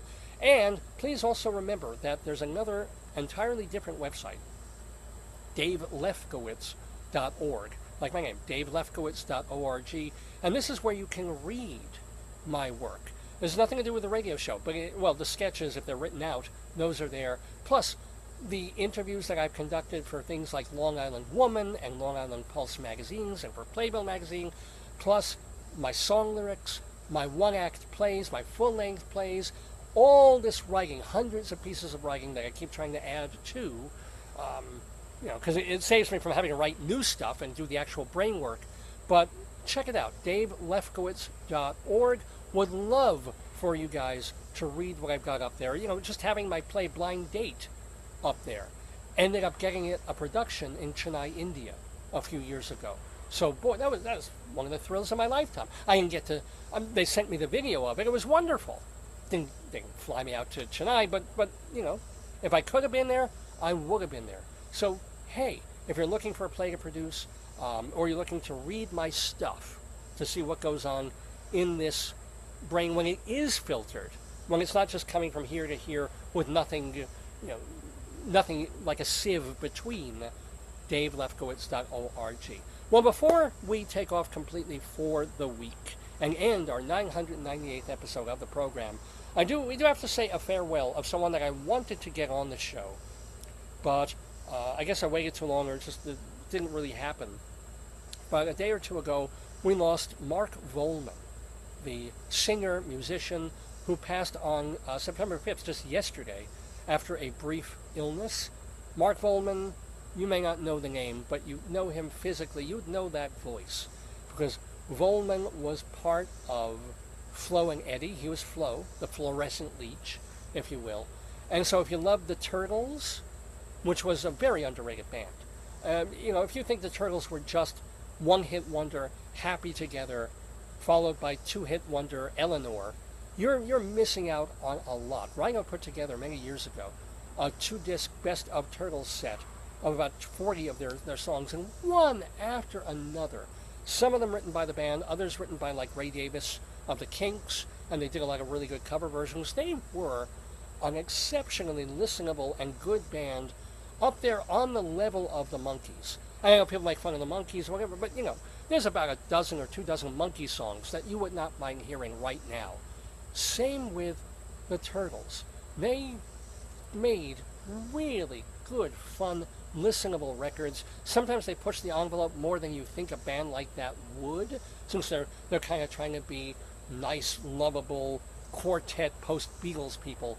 But they were pretty terrific. And then, of course, Flo and Eddie, Mark Volman and Howard Kalin, went into something far from the Turtles-ish, although they did end up covering Happy Together. Frank Zappa and the Mothers of Invention, or sort of the post-Mothers iteration of Zappa's band. And they became kind of the lead singers and comedy mascots of the Mothers through one of the most unfairly maligned periods in all of Zappa's career and oeuvre. There's this period from like 1970, 200 Motels, through 2 incredibly underrated albums, Just Another Band in LA and Mothers Live at the Fillmore 1971, and I think they're on Uncle Meat as well, and they're also on Chunga's Revenge. So these are uneven albums, pretty much all of them, but there's some great stuff. Everybody dings Zappa at this point for his material being so puerile and so misogynistic, and so this, and so he was, I don't care. Leaving aside Billy and the Mountain, which is a waste of time, a lot of music on these records was, yes, smirky, kind of funny, like schoolboy 5-year-old will chuckle at it. But musically, it was wonderful, catchy, and fun, and lively, and zany. And God knows how they were performing this stuff on stage, let alone when you hear it on, on record. But it was captured marvelously, and the voices of Flo and Eddie were a great part and parcel of that, and their spirit, and Flo's ability to hit those really high. They both could sing like soprano, but they were great, and a lot of that material was great. Go give it a listen if you haven't. If you have nothing to do with Zappa after We're Only in It for the Money, and you think, oh well, he recovered a bit when he got to Apostrophe and Overnight Sensation, and then so. But no, check out some of the music, like Rudy Wants to Buy You a Drink, and Charlena, and really the whole first side, or maybe it's the second side, of Mother's 71. It's great stuff. And the non-Billy the Mountain side of Just Another Band from L.A. Chris Gow knocks it, the critics knock it. There are treasures there, and influential. This is really why I'm bringing it up.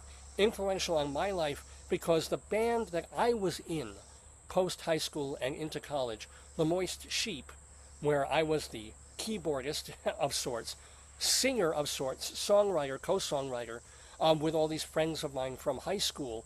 I was influenced by Paxton and Dylan and Tom Lehrer and Alan Sherman and people like that, but the band itself, musically, was most influenced by Zappa and the Mothers. And we were doing songs that were very influenced by the jazzy, pop, change the time signature, go from one song directly into another in the same song, and write about things that are weird and absurd and tasteless and naughty and funny. That was all Zappa. That was all Zappa, Mothers, and Mothers with Flo and Eddie.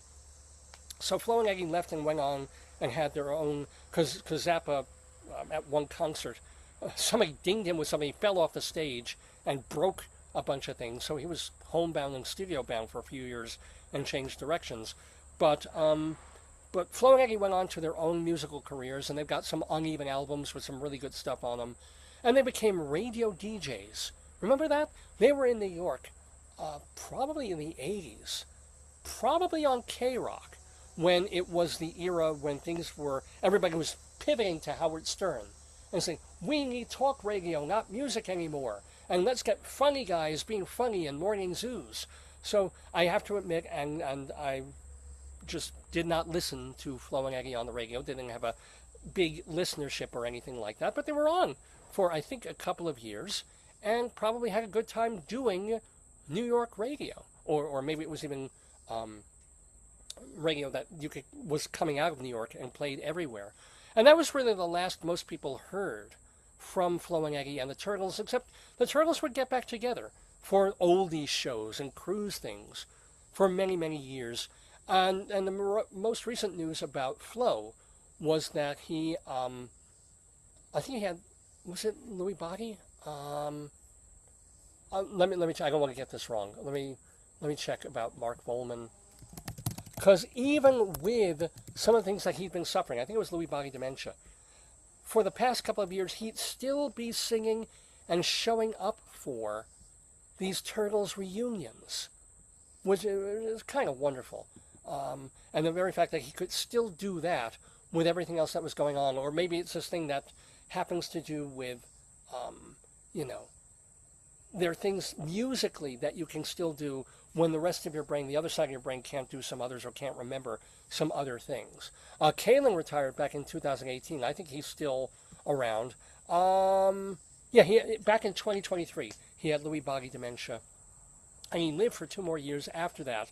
He had a short illness, and they're not saying what, that took him at the age of 78 just yesterday. So a big farewell to Mark Volman, the fluorescent leech of Flo and Eddie. And I was listening to Turtles music and Flo and Eddie music all yesterday, and I will some more this weekend while I'm grading papers, and then realize I'm a little too into the music to be able to finish grading this paper here. Let me finish the song, then I'll get back to this. But yeah, a little bit of sad news. And I did try to get Flo and or Eddie in the Daverhood a few years ago, even long before 2023, but couldn't get them on. I did reserve Flo's book out of the library. He wrote a few years ago his life story and his memoir of, the demented life of a rock star and rock hangers-on and groupies in that Zappa and Turtles and Flo and Eddie period. I'm thinking it's going to be a pretty wild ride, so I'll report back to you when I start reading it. Anyway, speaking of back, it's time for me to go back in the house and start the weekend, because this is the end of the 998th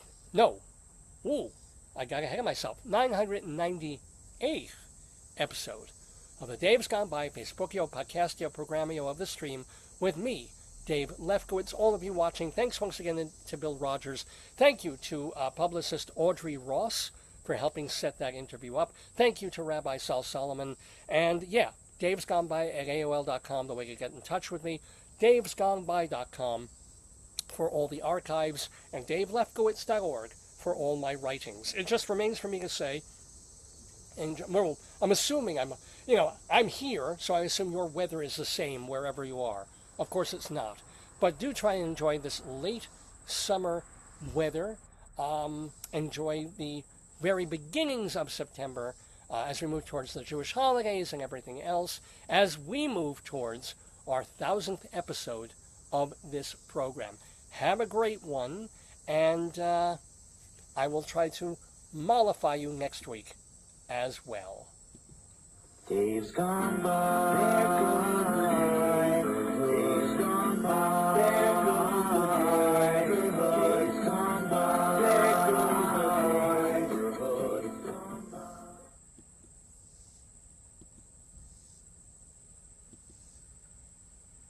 Oh, let me just give you one more twirl. I mean, I've had you looking at the side of my house for all this time. Here, we didn't have any animals. You might see a butterfly flying around here, but yeah. Sorry that there were no groundhog sightings and no deer sightings, no bunnies even. There was literally nothing. The sound of my voice scares everything away. But glad you've been here.